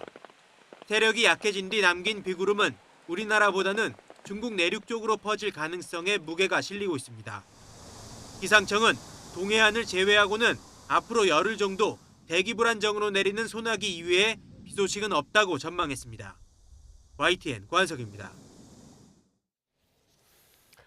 가뭄 피해가 심각한 경남 일대에 소방청이 국가 소방동원령을 발령해 생활용수와 농업용수 공급을 총력 지원하기로 했습니다. 소방청은 오늘 저녁 8시 국가 소방동원령을 내려 전국 16개 시도 소방본부에서 물탱크차 200대와 인력 400명을 동원해 경남 지역에 투입한다고 밝혔습니다. 물탱크 차량 등은 내일 오전 9시부터 지정된 집결지에 모여 이틀간 지원 활동에 나설 예정으로 경상남도와 각 시군구가 급수가 시급한 지역을 선정하면 현장에 동원됩니다. 농업 가뭄 관리 시스템에 따르면 경남 지역 평균 저수율은 전국 최저치인 33.5%로 평년 저수율의 절반도 되지 않는 상황입니다. 여고생 살해범 장윤기에 대한 봐주기 수사 의혹을 들여다보는 검찰이 박성주 전 국가수사본부장을 피의자 신분으로 전환했습니다. 박 전 본부장을 포함해 장윤기 사건 초기 지휘 라인에 있던 5명이 직권남용 혐의로 추가 입건됐습니다. 보도에 오선열 기자입니다. 장윤기 사건 은폐 의혹을 수사하는 검찰은 최근 박성주 전 경찰청 국가수사본부장을 피의자로 입건했습니다. 박 전 국수본부장은 장윤기 수사를 맡았던 광주 광산경찰서에 여고생 살인과 이주 여성 성폭행 사건을 분리수사하라는 지시를 내렸다는 의혹을 받습니다. 국수본 강력계장 최모경정도 검경조사에서 박 전 본부장이 사건을 보고받은 이후 스토킹과 성폭행 사건은 굳이 오픈되지 않게 여성 청소년과와 협의하라고 지시했다는 취지로 진술한 것으로 파악됐습니다. 광주지방검찰청은 박 전 국수본부장을 포함해 5명을 추가로 피의자 입건했다고 밝혔습니다. 추가 입건 피의자엔 당시 국수본 형사과장 등 경찰 지휘 라인이 포함된 것으로 알려졌습니다. 혐의는 직권남용 권리행사 방해 등입니다. 장윤기 사건 초기 광산경찰서 수사팀은 강간살인 혐의를 입증하기 위해 상부의 병합 수사를 3차례 요청했지만 국수본이 받아들이지 않았다고 주장했습니다. 두 사건을 병합해서 형사팀이 함께 수사할 수 있게 해달라고 요청을 했는데 한 3차례 정도 했거든요. 근데 3차례 모두 병합하지 말라는 취지로 국가수사본부에 지침이 내려와서 국수본 지휘에 따라 장윤기에게 단순 살인 혐의만 적용됐다는 의혹이 불거지자 검찰과 경찰은 국수본을 동시에 압수수색하고 관계자들을 잇따라 조사했습니다. 검찰은 박 전 본부장 등이 당시 수사 과정에서 어떤 지시를 했는지, 해당 지시가 수사에 부당한 영향을 미쳤는지 등을 확인하고 있습니다. 이로써 검찰이 장윤기 사건과 관련해 입건한 전현직 경찰관은 전 광산경찰서장과 형사과장, 강력계장 등 4명을 포함해 총 9명으로 늘었습니다. YTN 오설입니다. 전국 검찰청을 돌며 열린 중대범죄수사청 임용 설명회가 마무리 단계에 접어들었습니다. 각종 유인책에도 설명회 참석률은 정원을 크게 밑돌았는데 검사와 수사관 사이 온도차도 감지됐습니다. 배민혁 기자가 보도합니다. 지방청 가운데 전국 최대 규모인 서울중앙지검 그리고 대검찰청 검사와 수사관을 상대로 중수청 임용 설명회가 열렸습니다. 검사 대상 설명회에는 30명 남짓한 검사가 참석한 반면 같은 시간 열린 수사관 대상 설명회에는 500여 명이 모여 대조를 이뤘습니다. 이 설명 좀 들으셨을 때 중수청 가야겠다 이런 확신이 들 만큼 좀 설득이 되셨는지. 아직도 모르겠어요. 50대 50.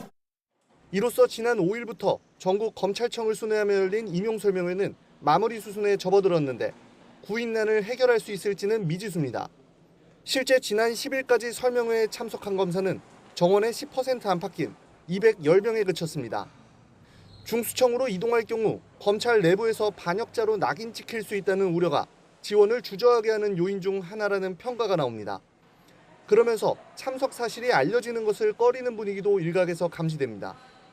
검사와 수사관의 역할 구분이 명확하지 않고 검사들의 관계기관 파견이 유지되는지 제도에 대한 설명이 부족하다는 점도 이동을 망설이게 하는 요소입니다. 설명회에선 승진이나 수당, 관사 지원 여부 등 근무 환경과 밀접한 질문도 이어졌지만 답변이 구체적이지 않아 유인책이 되기 어렵다는 지적이 나왔습니다. 물론 검찰개혁에 앞장선 이문정 서울 동부지검장, 쿠팡 사건 처리 과정 외압 의혹을 폭로한 문지석 검사처럼 중수청 지원 의사를 공개적으로 밝힌 사례도 있습니다. 오는 20일까지인 임용희망 신청서 접수 마감을 앞두고 중수청과 공소청을 둔 검찰 직원들의 고심은 마지막까지 이어질 전망입니다. YTN 배민혁입니다.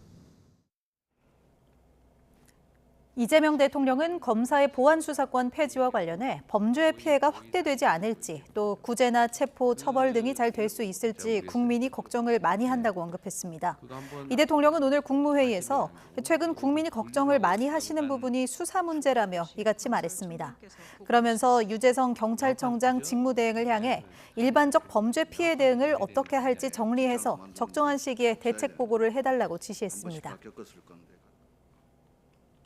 경찰청은 장윤기 사건을 계기로 추진하는 순환 인사제 확대안을 둘러싸고 내부 반발이 이어지자 전 직원을 대상으로 오는 21일까지 설문조사를 진행합니다. 설문은 순환 전보에 대한 의견과 업무 공정성 확보를 위한 다른 인사제도에 대한 의견을 자유롭게 서술하도록 했습니다. 지난달 16일 정부가 지역 연고에 따른 유착을 차단하겠다며 순환 인사제를 확대하겠다고 밝힌 뒤 일선을 중심으로 생활권 침해와 수사 연속성 저하, 지역 치안 공백 등에 대한 우려가 제기돼 왔습니다. 지인 부탁을 받고 성매매 단속건 수사 상황을 외부로 유출한 현직 경찰관이 항소심에서도 징역형의 집행유예를 선고받았습니다. 수원고등법원은 공무상 비밀 누설 등 혐의로 기소된 수원지역 경찰서 소속 경위 A씨의 항소심에서 최근 1심과 같이 징역 1년에 집행유예 2년을 선고했고 함께 기소된 유흥업소 업주들에게는 벌금형이 각각 선고됐습니다. 재판부는 A씨가 경찰 공무원으로서 공무상 비밀을 지킬 의무가 있는데도 수사와 관련된 비밀을 누설해 죄책이 가볍지 않다고 지적했습니다. A씨는 지난 2022년 12월 평소 알고 지내던 유흥주점 업주의 부탁을 받고 담당 수사관을 통해 사건 진행 상황 등을 파악한 뒤 업주에게 알려준 혐의로 재판에 넘겨졌습니다. 서울 가양동에 있는 15층짜리 아파트 맨 위층에서 불이 났습니다. 불난 집에는 뇌병변 장애 60대 어머니와 30대 아들이 있었는데 화단에서 숨진 채 발견됐습니다. 정현우 기자의 보도입니다. 아파트 꼭대기층 세대를 시뻘건 불길이 집어삼켰습니다. 검은색 연기가 위로 솟구치는 가운데 소방차가 사다리를 끝까지 펴고 물을 분사합니다. 오후 5시쯤 서울 가양동 15층짜리 아파트 맨 위층에서 불이 났습니다. 순식간에 누가 불이야 그러는 거예요. 근데 조금 있으니까 불꽃이 이만했어요. 이만하더만 1초도 안 돼서 불이 막 와요 막. 아파트 주민 40명이 급하게 대피했고 불은 집을 모두 태운 뒤 1시간 만에 꺼졌습니다. 이 집에 살던 일가족 3명 중 2명은 아파트 1층 화단에서 의식을 잃은 채 발견됐는데 추락해 숨진 것으로 추정됩니다.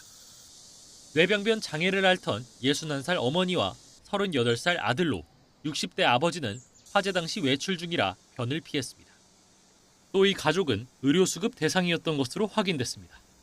불편한데 마음은 많이 들었어. 가끔 이렇게 보면은 이 복지관에 밥 드시러 가더라고. 엄마도 불편했고. 경찰은 아버지를 불러 조사하는 한편 정확한 화재 원인과 모자가 숨진 경위를 파악하기 위해 소방과 현장 감식을 벌일 방침입니다. YTN 정현우입니다. 인화물질이 다량 보관된 창고에 큰 불이 나 소방당국이 한때 국가소방동원령까지 발령해 9시간여 만에 큰 불길을 잡았습니다. 오늘 새벽 0시쯤 경기도 평택시 청부급에 있는 인화물질 보관 창고에서 불이 났습니다. 소방은 자동 화재 속보 설비로 신고를 접수해 곧바로 진화에 나섰고 오전 9시 10분쯤 초동 진화를 마친 뒤 잔불을 정리하고 있습니다. 불이 시작된 장소는 인화성 화학물질 최대 191만 리터를 보관할 수 있는 창고로 소방은 불길 확산에 대비해 한때 대응 단계와 국가소방동원령을 발령했습니다. 경기 평택의 위험물 보관 창고에서 난 불은 밤새 폭발음을 동반하며 거세게 타올랐습니다. 불길에서 뿜어져 나온 강한 열기와 연기로 주변 공장은 물론 주민들도 피해를 봤습니다. 이수빈 기자가 보도합니다. 뼈대만 남은 창고 건물 사이로 희뿌연 연기가 계속해서 솟아오릅니다. 거센 불길은 잦아들었지만 밤사이 창고를 집어삼켰던 불은 한때 폭발음까지 동반했습니다. 인근 공장의 컨테이너나 기숙사에서 숙식을 해결하던 사람들은 잠을 깨우는 소리에 불안감으로 밤을 지새웠습니다. 번개 치듯이 빵빵 소리 나면서 막 불이 그냥 환해졌다 밝아졌다 그러더라고. 연기와 열기는 주변 공장에도 고스란히 피해 흔적을 남겼습니다.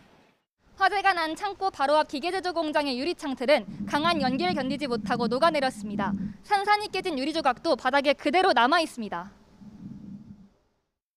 바로 앞 공장 사장은 혹시 모를 사고를 우려해 기계 가동을 멈췄습니다. 정밀 가공도 하고 선반 또 일을 해야 되는데 마음이 지금 안정돼야 그것도 차분하게 일을 하지. 지금 이 상황에서 일을 하다가 다치면 이게 큰일 나지. 기계 돌리는데. 인근 폐차장엔 직원 절반이 출근하지 못한 데다 교통까지 통제되면서 부품을 사러 오던 거래처 발길도 멈췄습니다. 차들도 많이 왔다 갔다 해야 되는데 일단 다 막혔기 때문에 돈을 봤을 때는 한 5천만 원 정도 왔다 갔다 하거든요, 저희가. 그러면은 그걸 반나절 동안 못했다고 보시면 돼요. 1.5km가량 떨어진 곳까지 연기와 냄새가 퍼졌고 주민들은 창문도 열지 못한 채 답답함을 견뎌야 했습니다. 창문 열었다가 냄새 다시 나고 바람 따라 들어오고 그래가지고 다시 다 닫아가지고 머리가 아파가지고 아침 병원 갔다 오고 그래. 새벽부터 이어진 화재는 주변 공장과 주민들의 일상 곳곳에도 적지 않은 불편을 남겼습니다. YTN 이수빈입니다.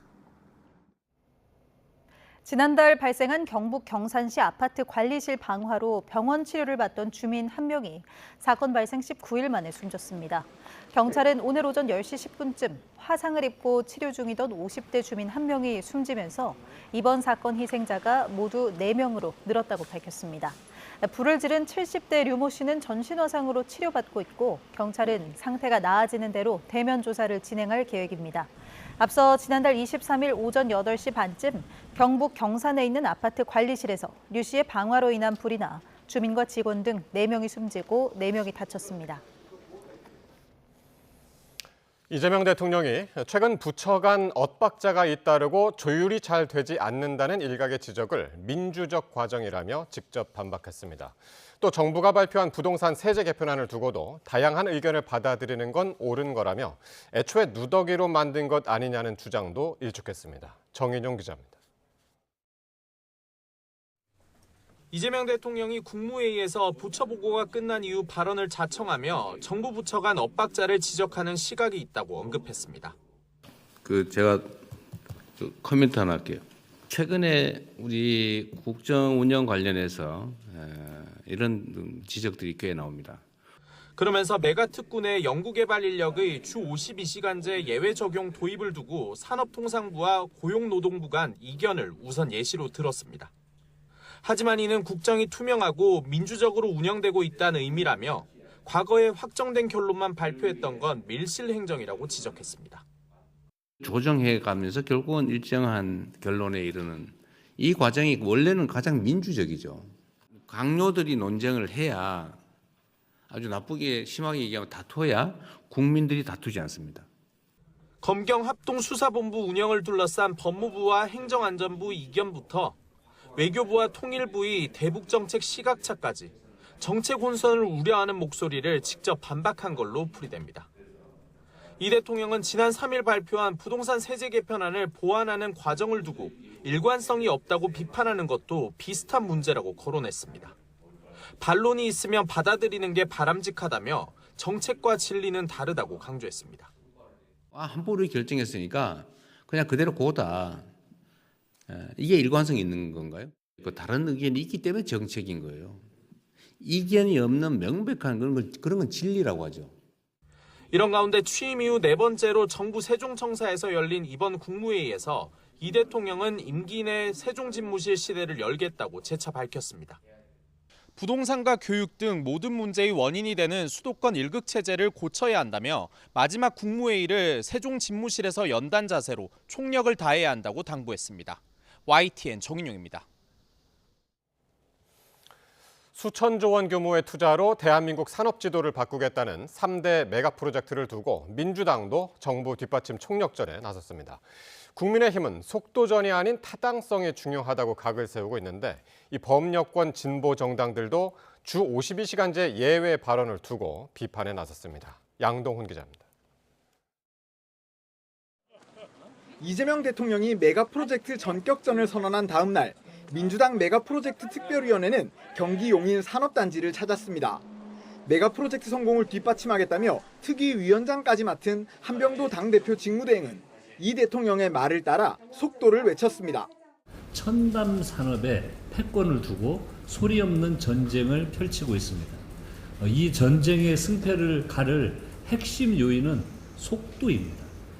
지방정부, 광역정부, 중앙정부가 정확하게 합을 맞춰 지원해야 속도를 낼 수 있다며 현장을 함께 찾은 기업 관계자들에게 당 차원의 전폭적인 지원도 약속했습니다.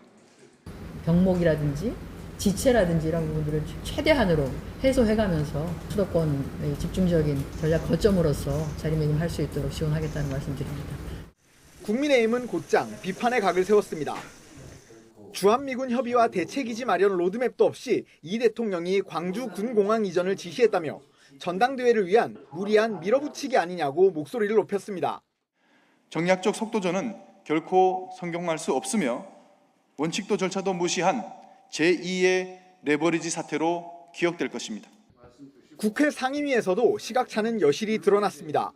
국민의힘 의원들은 기후부 장관을 향해 전력과 용수 문제 등을 집중적으로 거론하며 타당성이 있느냐고 따져 물었습니다.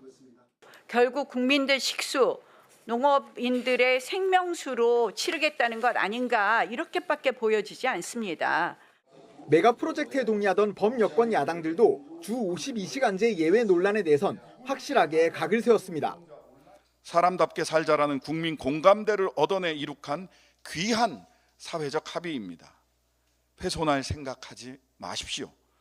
산업을 첨단화하겠다면서 노동시간과 고용은 과거로 되돌리겠다는 것입니다. 주 52시간제 예외를 두고 산업부와 노동부 장관의 의견이 갈리는 가운데 두 기관 모두 내일 국회 업무보고 출석이 예정된 만큼 여야 의원들의 송곳질이가 이어질 전망입니다. YTN 양동훈입니다. 오세훈 서울시장이 이 재건축 재개발 효과를 부정적으로 언급한 이재명 대통령에 대해 잘못 알고 있는 것이라며 정면 반박에 나섰습니다. 용산만 놓고 봐도 1000세대 넘게 순증 효과가 있다며 일침을 가했습니다. 이형원 기자입니다. 오세훈 서울시장이 용산 정비사업 일대를 찾아 공급 효과를 거듭 강조했습니다. 재개발, 재건축으로 사라지는 멸실 가구를 빼도 1695세대가 늘어난다는 겁니다. 특히 최근 3년 서울에서 준공된 정비사업 59곳도 주택 수가 2만 호나 늘었다며 목소리를 높였습니다.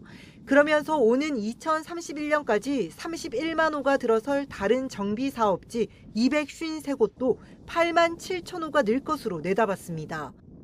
이렇게 현장에서 정비사업 순증 효과를 나열한 건 대통령의 이 발언 때문입니다.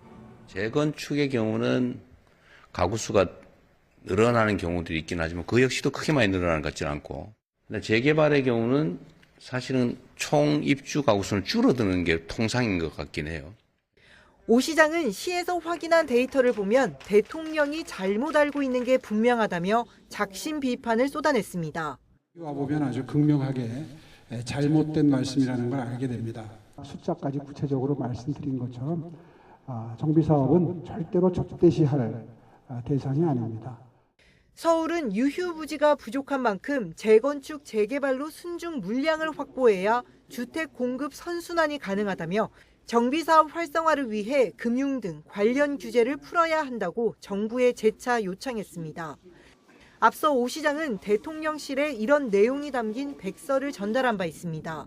그런데도 같은 메시지를 언급할 현장을 굳이 찾은 건 정부의 공급 대책 발표를 앞두고 서울시 요구를 최대한 반영하기 위한 행보로 풀이됩니다. YTN 이영훈입니다. 더불어민주당 8.17 전당대회 명운을 가를 호남 지역 권리당원 투표가 시작됐습니다. 막판 표심 경쟁 속에 계파 갈등이 점입가경으로 치닫자 전당대회 전까지 공개 지도부 회의를 중단하는 일까지 벌어졌습니다. 표정우 기자의 보도입니다. 더불어민주당 전당대회 최대 승부처로 꼽히는 호남 지역 권리당원 투표가 시작됐습니다. 김민석, 정청래, 1, 2위 후보 간 격차가 1.48%포인트에 불과한 초박빙 접전 상황.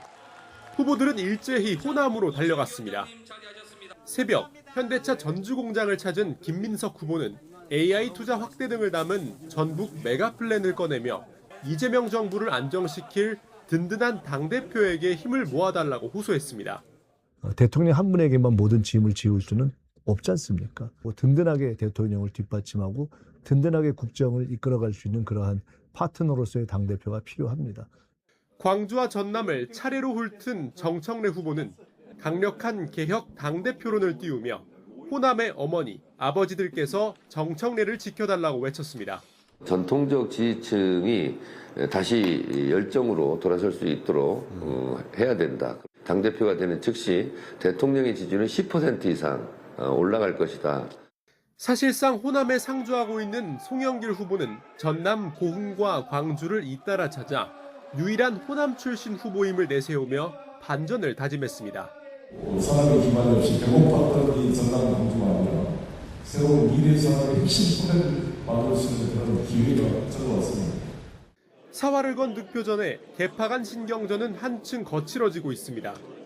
김관영 전 전북지사의 제명 문제를 두고 친명 친청 간 진실 공방이 벌어졌고 개혁 일꾼을 뽑자는 추미애 경기지사의 글을 놓고도 당내 갑론을박이 이어졌습니다. 급기야 당 지도부는 전당대회가 끝날 때까지 공개 회의를 열지 않기로 했습니다. 공개석상에서 서로를 물고 뜯는 개파 대리전을 막겠다는 취지로 풀이되는데 친 정청래계는 사실상 이틀막 당했다며 최고위원직 사퇴까지 불사할 태세입니다. 호남의 선택은 오는 15일, 서울 경기의 선택은 그 다음 날 공개됩니다. 전체 권리당원의 70%가 몰린 두 지역의 결과에 따라 사실상 당권의 향방도 결정될 전망입니다. YTN 표정우입니다. 국민의힘 내부 주도권을 둘러싼 갈등이 의원들을 넘어 당원 간의 세해 대결로 번지는 분위기입니다. 장동혁 대표가 당원 중심 정당을 강조하면서 본격적인 당 장악에 나서면서 충돌은 당분간 이어질 것으로 보입니다. 이현정 기자가 보도합니다. 장동혁 대표 퇴진을 촉구하는 국민의힘 당원들이 국회 정문에서 기자회견을 열었습니다. 2만 7천여 명의 퇴진 서명을 받았다며 윤어게인과 극우 세력에 기대어 국민의힘을 흔드는 장 대표 거취를 전당원 투표로 결정해야 한다고 주장했습니다. 극우 윤어게인 정당으로 남을 것인가? 윤석열의 유산을 청산하고 전진할 것인가? 국민의힘이 황교안 시즌2로 자멸할 것인가? 이에 맞서 장 대표를 지지하는 당원들은 앞서 2만 3천여 명의 지지 서명을 받아 중앙당에 제출했습니다. 당 주도권을 둘러싼 내부 갈등이 당원들 간의 세대결로 확전하는 모양새인데 곧 취임 1년을 맞는 장 대표는 아랑곳 없이 자신의 지지 기반 강성당원을 중심으로 당 쇄신안을 차곡차곡 준비 중입니다. 현직 국회의원을 포함한 선출직 공직자를 평가하겠다는 TF를 출범시켰고 오는 26일 발표 예정인 당 혁신안에도 당 운영의 당원 의사 비중을 높이는 방안이 포함될 예정입니다. 선당 후사 정신을 맹심해야 합니다. 당원의 말과 생각이 당의 핵심이 되고 여기에 현역 의원 징계 절차에 착수한 윤리위원회에 이어 당협위원장 교체가 가능한 조강특위도 가동했습니다. 전국 시도당 위원장 대다수가 비당권파인 점 등을 의식해 당 장악을 위한 본격적인 수싸움을 시작했다는 분석도 나옵니다. 당장 장 대표의 오는 15일 올림픽 공원행을 두고 왜 광복절 경축식을 안 가냐, 갈 거다, 야당 의원 맞느냐는 의원들 간 원색적인 비난전도 벌어졌습니다. 여야 대치가 본격화할 9월 정기국회 전까지 장 대표 거취 논란이 이어질 것으로 보이는 가운데 돌려차기 실언과 멱살 파문으로 비당권파 운신의 폭이 위축된 상황이라 큰 충돌은 없을 거란 전망도 나옵니다. YTN 이현정입니다. 최근 개인정보 유출 사고가 확인된 더불어민주당 당원 커뮤니티 블루웨이브가 임시 폐쇄 조치됐습니다. 블루웨이브 홈페이지에는 오늘 오전 10시부터 조사와 보안 점검을 위해 서비스를 임시 폐쇄한다는 안내문이 올라왔습니다. 앞서 민주당은 지난 7일 해킹으로 회원 17,088명의 아이디와 암호화된 비밀번호, 성명, 이메일 주소가 유출됐다고 밝혔습니다. 사고 발생 시점은 지난해 9월로 추정하면서도 유출 사실은 지난 6일 관계기관 제보로 확인됐다고 설명했습니다. 다만 전당대회 온라인 투표 시스템과 당원 정보는 블루웨이브와 분리돼 있어 영향을 받지 않는다고 강조했습니다. 국민의힘 정점식 원내대표는 안규백 국방부 장관이 공군사관학교에서 마오쩌둥의 어록을 자신의 좌우명이라고 소개했다며 안 장관은 존재 자체로 군에 대한 조롱이라고 비판했습니다. 정 원내대표는 오늘 원내대책회의에서 6.25 전쟁은 김일성이 마오쩌둥의 지원을 받아 일으킨 침략 전쟁인데도 그의 말을 금과 옥조처럼 떠받들고 있다고 자랑했다며 이같이 말했습니다. 이어 우리의 안보는 안에서부터 썩어 들어가고 있다며 이재명 대통령은 당장 국방부 장관을 경질해야 한다고 촉구했습니다. 또 국방부가 안 장관 발언이 문제가 되자 인문학적 비유라고 둘러댔다며 피하 식별을 못하는 것도 모자라 적과 아군을 뒤바꿔버린 거라고 꼬집었습니다. 남북 공동연락사무소 폭파의 손해를 배상하라며 정부가 북한을 상대로 낸 447억 원의 손해배상 청구 소송의 선고 기일이 통일부 측 요청으로 연기됐습니다. 법조계에 따르면 서울중앙지법 민사 46부는 통일부 측의 요청에 따라 원래 12일로 예정됐던 손해배상 청구 소송 선고 기일을 다음 달 16일로 미뤘습니다. 이에 대해 통일부 당국자는 오늘 취재진과 만나 북한 당국에 대한 소송이 처음 있는 사례고 판결 이후 조치 등에 대해 검토하는 등 실무적 차원의 수요가 있어 선고 연기를 요청했다고 설명했습니다. 이 관계자는 다만 소취하 가능성에 대해서는 현 시점에서는 검토하지 않고 있다고 말했습니다. 국군과 주한미군의 군사시설을 돌며 군 교신 내역을 감청하는 등의 이적 행위를 한 중국인 2명이 구속됐습니다. 경기 남부경찰청 안보수사과는 60대 남성 A씨와 40대 남성 B씨를 일반 이적 등 혐의로 어제 구속했습니다. A씨는 지난 4월 전북 군산공항 인근 호텔에서 전파 수신기와 안테나, 노트북 등으로 구성된 수신 장치를 설치하고 군용기 조종사와 공항 관제사의 관제 통신 내용을 도청한 혐의를 받고 있습니다. B씨는 지난 2021년 11월부터 올해 5월까지 미군 기지에 근무하는 내국인을 포섭해 미군 지휘부 동향이나 무기 이동 상황 같은 군사 자료 등을 수집한 혐의를 받고 있는데 두 사람 모두 중국군에서 근무한 이력이 있는 것으로 알려졌습니다. 새벽에 도로를 달리던 SUV가 중앙선을 넘어 화물차와 정면으로 충돌했습니다. SUV에 타고 있던 20대 남녀 3명이 모두 숨졌습니다. 정영수 기자의 보도입니다. 빠른 속도로 달리는 SUV 한 대가 맞은편에서 달리던 덤프트럭과 정면으로 부딪힙니다. SUV 차체는 형체를 알아볼 수 없게 찌그러졌고 트럭 앞부분도 크게 훼손됐습니다. 경기 안성시에 있는 도로에서 사고가 난 건 어둠이 가시지 않은 오늘 새벽 4시 50분쯤. 잠결에 뭐가 이렇게 큰 쇠 같은 게 바닥에 쫙 미끄러지는 소리가 났어요. 이제 저희 오전 근무하는 오전 근무자가 나와가지고 얘기를 하더라고요. 차가 앞이 아예 없었다. 중앙 분리대가 없는 왕복 6차로에서 SUV가 중앙선을 넘어서 다른 방향으로 가던 트럭과 충돌한 겁니다.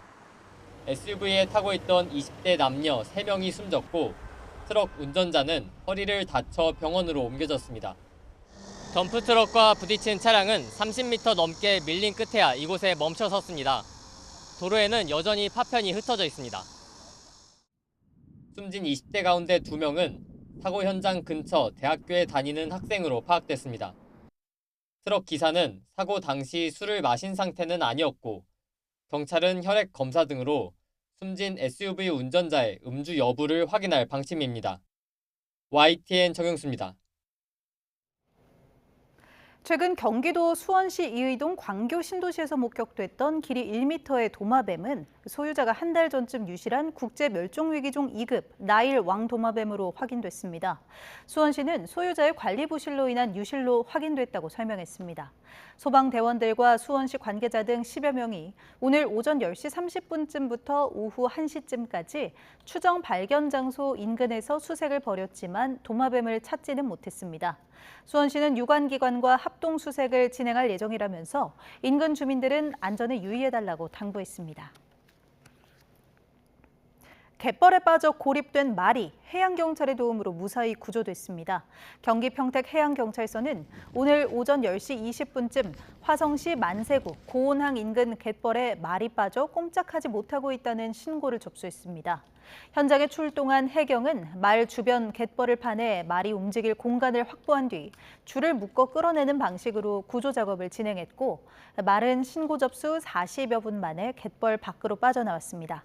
해당 말의 주인은 오늘 오전 지인 2명과 각각 말을 타고 썰물대 출입이 가능한 인근 섬에 들어갔다가 육상으로 돌아오는 길에 낙마한 것으로 파악됐습니다.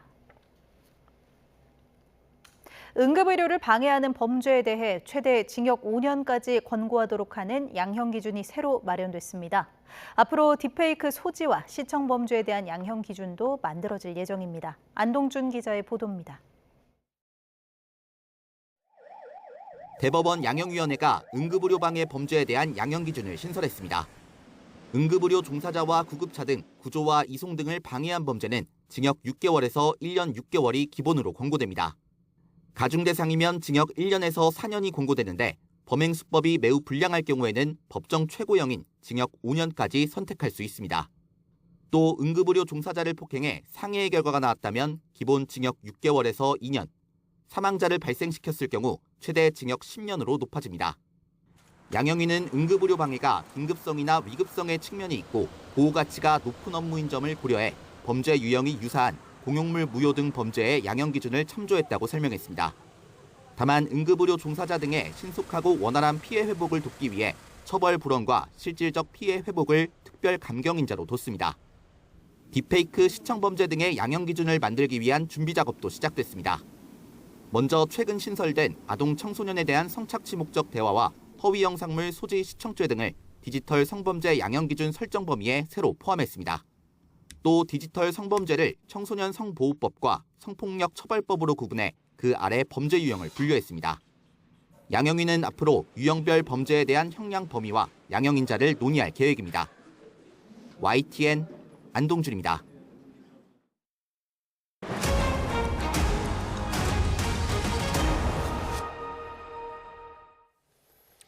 남미 콜롬비아를 강타한 규모 7.4의 강진으로 인한 사망자가 164명으로 늘어났다고 로이터 통신이 보도했습니다. 하지만 대도시를 중심으로 건물 잔해에 묻힌 사람들이 많아 인명피해는 더 늘어날 것으로 보입니다. 콜롬비아 세 번째 대도시인 칼리에선 병원을 포함한 건물 수십 채가 완전히 무너진 가운데 최소한 85명이 숨진 것으로 집계됐습니다. 커피 생산지가 밀집한 고산지대인 페레이라에선 최소 66명이 목숨을 잃었습니다. 콜롬비아에서 규모 7.4의 강진으로 대규모 사상자가 발생한 가운데 현지에 체류 중인 우리 교민들의 피해는 다행히 없는 것으로 확인됐습니다.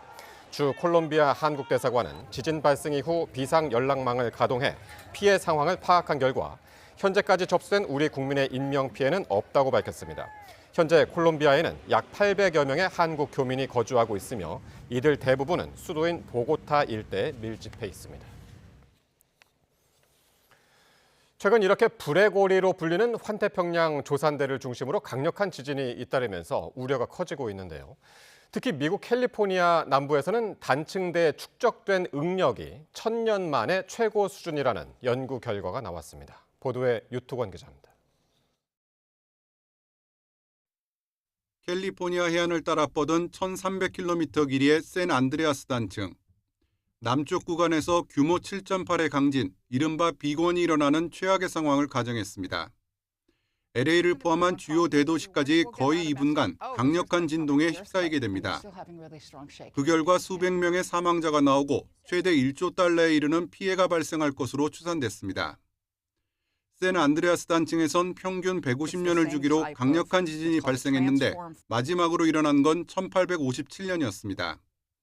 지질학자들은 특히 LA 북동쪽 두 개의 단층이 만나는 지점을 주목하고 있습니다. 최근 이 지점에 축적된 응력이 1000년 만에 최고 수준이라는 분석이 나왔습니다. We haven't had an earthquake in Southern California since 1857, so stresses are naturally high, and they're actually, in some places, the highest that we've seen in all of these 1,000 years. 전문가들은 꾸준히 진행된 내진 보강에도 여전히 많은 주택이 취약한 상태라고 지적했습니다. 또 수도와 통신이 장기간 마비되는 상황에 대비한 치밀한 대책이 필요하다고 강조했습니다. Another 100 years? It could be tomorrow.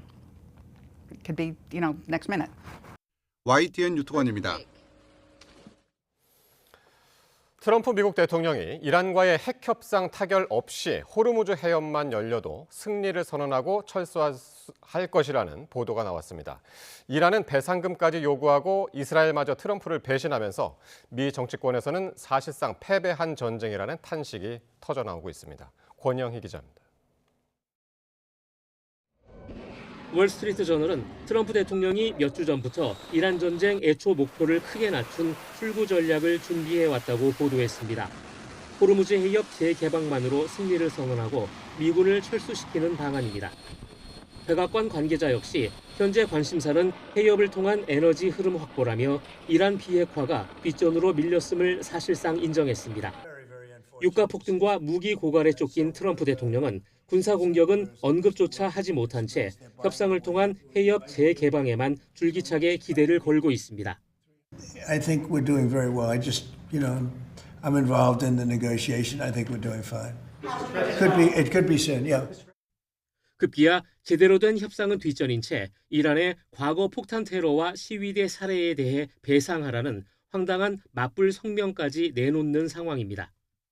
미국이 공격 카드를 접고 협상에 목을 매자 이란은 요구 조건을 파격적으로 올렸습니다.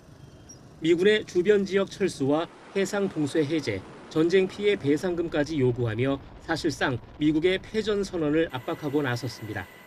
تنگه هرمز به عنوان باز شدن تنگه هرمز در واقع تابع شرایطی هست که کشور جمهوری اسلامی بر اساس اون شرایط باز خواهد کرد. 여기다 혈맹이라던 이스라엘마저 트럼프 대통령을 배신했습니다. 10월 총선을 앞둔 네타냐후 이스라엘 총리는 지지층 결집을 위해 트럼프 대통령이 주도해온 가자지구 평화안을 정면 거부했습니다. אני ראש ממשלה לא תקום מדינה פלסטינית. לא בעזה ולא ביו"ש. לא פתחסטן ולא חמאסטן.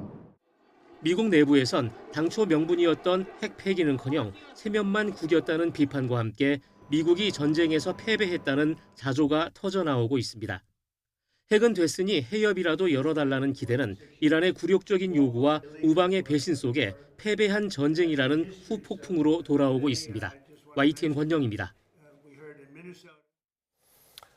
예멘의 친이란 반군 후티가 홍해 입구 바브엘만데브 해협에서 화물선을 공격해 선원 3명이 사망한 것으로 전해졌습니다. 예멘 국민저항군이 운영하는 친정부 성향의 알줌 후리야 TV는 피격된 선박이 상업용 화물선이라며 이같이 보도했습니다. 사망한 선원의 국적은 파키스탄인 2명과 인도네시아인 1명입니다. 볼로디미르 젤렌스키 우크라이나 대통령은 러시아가 북한산 탄도미사일을 활용해 공격했다고 주장했습니다. 젤렌스키 대통령은 현지 시간 11일 소셜미디어에 밤새 자포리아 지역이 러시아의 공격을 받았다며 북한산 탄도미사일과 치르콘 미사일, 유도 항공폭탄의 공격을 받았다고 적었습니다. 이어 러시아가 북한산 장비를 들여와 동원령을 준비하고 있다며 평화가 아니라 확전을 준비하고 있음을 보여준다고 밝혔습니다. 미국이 우크라이나에 약속했던 패트리엇 미사일 자체 생산 면허 부여를 사실상 번복하며 난색을 표하고 있다고 영국 텔레그래프가 보도했습니다. 보도에 따르면 미국 정치권과 전문가들 사이에서는 우크라이나 현지에서 미사일을 조립할 경우 설계도와 소프트웨어 등 핵심 첨단 기술이 러시아로 넘어갈 수 있다는 안보 우려가 제기됐습니다. 또 미사일 개발사인 레이시온과 로키드 마틴 등 방산업계 일각에서는 우크라이나가 기술 이전 후 저렴하고 빠르게 미사일을 자체 개량해 생산할 가능성을 경계하는 것으로 전해졌습니다.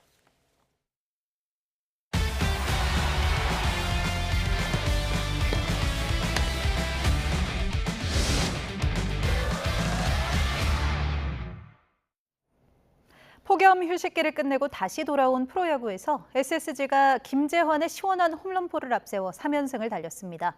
두산도 박준순과 양의지가 홈런을 터뜨리며 4연승으로 상승세를 이어갔습니다. 프로야구 소식 양시창 기자입니다. 테이블 세터 정준재와 박성한이 연속 안타로 밥상을 차리자 김재환의 방망이가 시원하게 돌아갑니다. 우익수를 훌쩍 넘기는 3점 홈런. 1회부터 석점을 앞서간 SSG의 방망이는 이어지는 이닝에서도 식지 않았습니다. 김재환이 또 한 번 장타를 터뜨리며 타점을 추가했고 전희산도 2타점 적시타로 힘을 보탰습니다. 롯데는 6회와 8회 연이어 점수를 뽑으며 추격했지만 경기를 뒤집지는 못했습니다.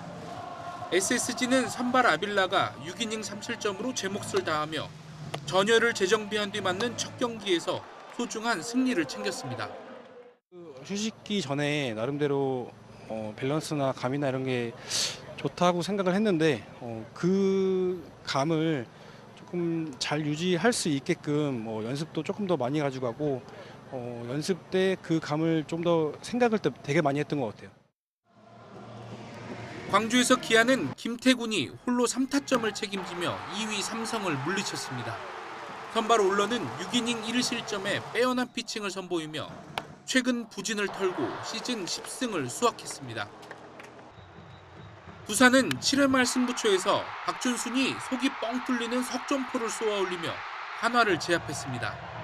선발 곽빈은 삼진 10개를 곁들이며 6이닝 무실점으로 한화 타선을 얼어붙게 했습니다. LG는 키움을 꺾고 폭염 휴식기 전 3연패 부진에서 탈출했습니다. 선두 KT는 NC의 극적인 역전승을 거뒀습니다. YTN 양시창입니다.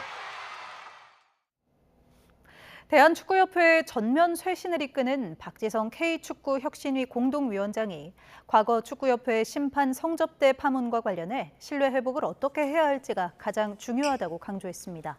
박지성 위원장은 오늘 K축구혁신위 6차 회의를 마친 뒤 축구협회의 심판 성접대에 대한 입장을 묻는 기자의 말에 혁신위가 다룰 사안은 아니지만 축구협회가 안 좋은 상황을 맞이한 건 분명하다며 이같이 밝혔습니다. 이어 이번 사안이 어떤 결과를 맞게 될지는 예상하기 쉽지 않지만 분명한 건 어떻게 신뢰를 회복하고 앞으로 나갈 수 있을지 고민해야 한다는 것이라고 말했습니다. 프로축구 제주의 네게바가 K리그1 22라운드 최우수 선수로 뽑혔습니다. 네게바는 지난 8일 전북과의 원정 경기에서 해트트릭을 기록하며 팀의 3대1 승리를 이끌었습니다.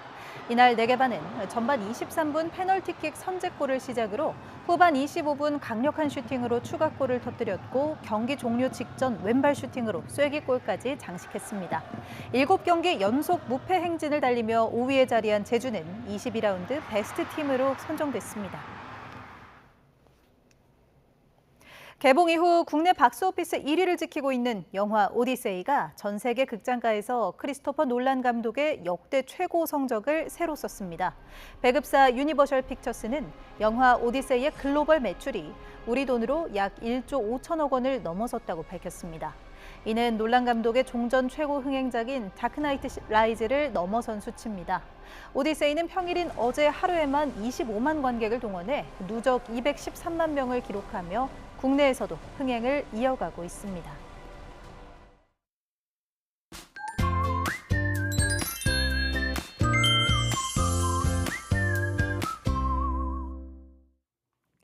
기온이 제자리를 되찾아가고 있습니다. 극한 폭염이 물러나도 수도권을 중심으로는 폭염 경보 수준의 더위가 이어졌는데요. 이제 일부 경기도에만 폭염주의보가 남은 가운데 내일은 서울 낮 기온이 32도로 예년과 비슷한 수준을 보이겠습니다. 다만 예년 수준이라고 해도 한여름답게 30도를 웃돌며 덥습니다. 계속해서 건강 관리에 신경 써주시기 바랍니다. 또 내륙은 대체로 맑은 가운데 자외선이 무척 강해지겠고 동해안을 중심으로는 바람이 강하게 부는 가운데 강원 동해안에는 오전부터 경북 동해안에는 오후부터 비가 내리기 시작해 모레까지 최고 60mm의 비가 오겠습니다. 내일 아침 기온은 서울 22도, 대전 19도, 대구 20도로 예년보다 2도에서 4도가량 낮겠습니다. 낮 기온은 서울 32도, 광주 32도로 내륙은 예년과 비슷하겠지만 강릉 25도 등 동해안은 예년 기온을 2도에서 5도가량 밑돌겠습니다.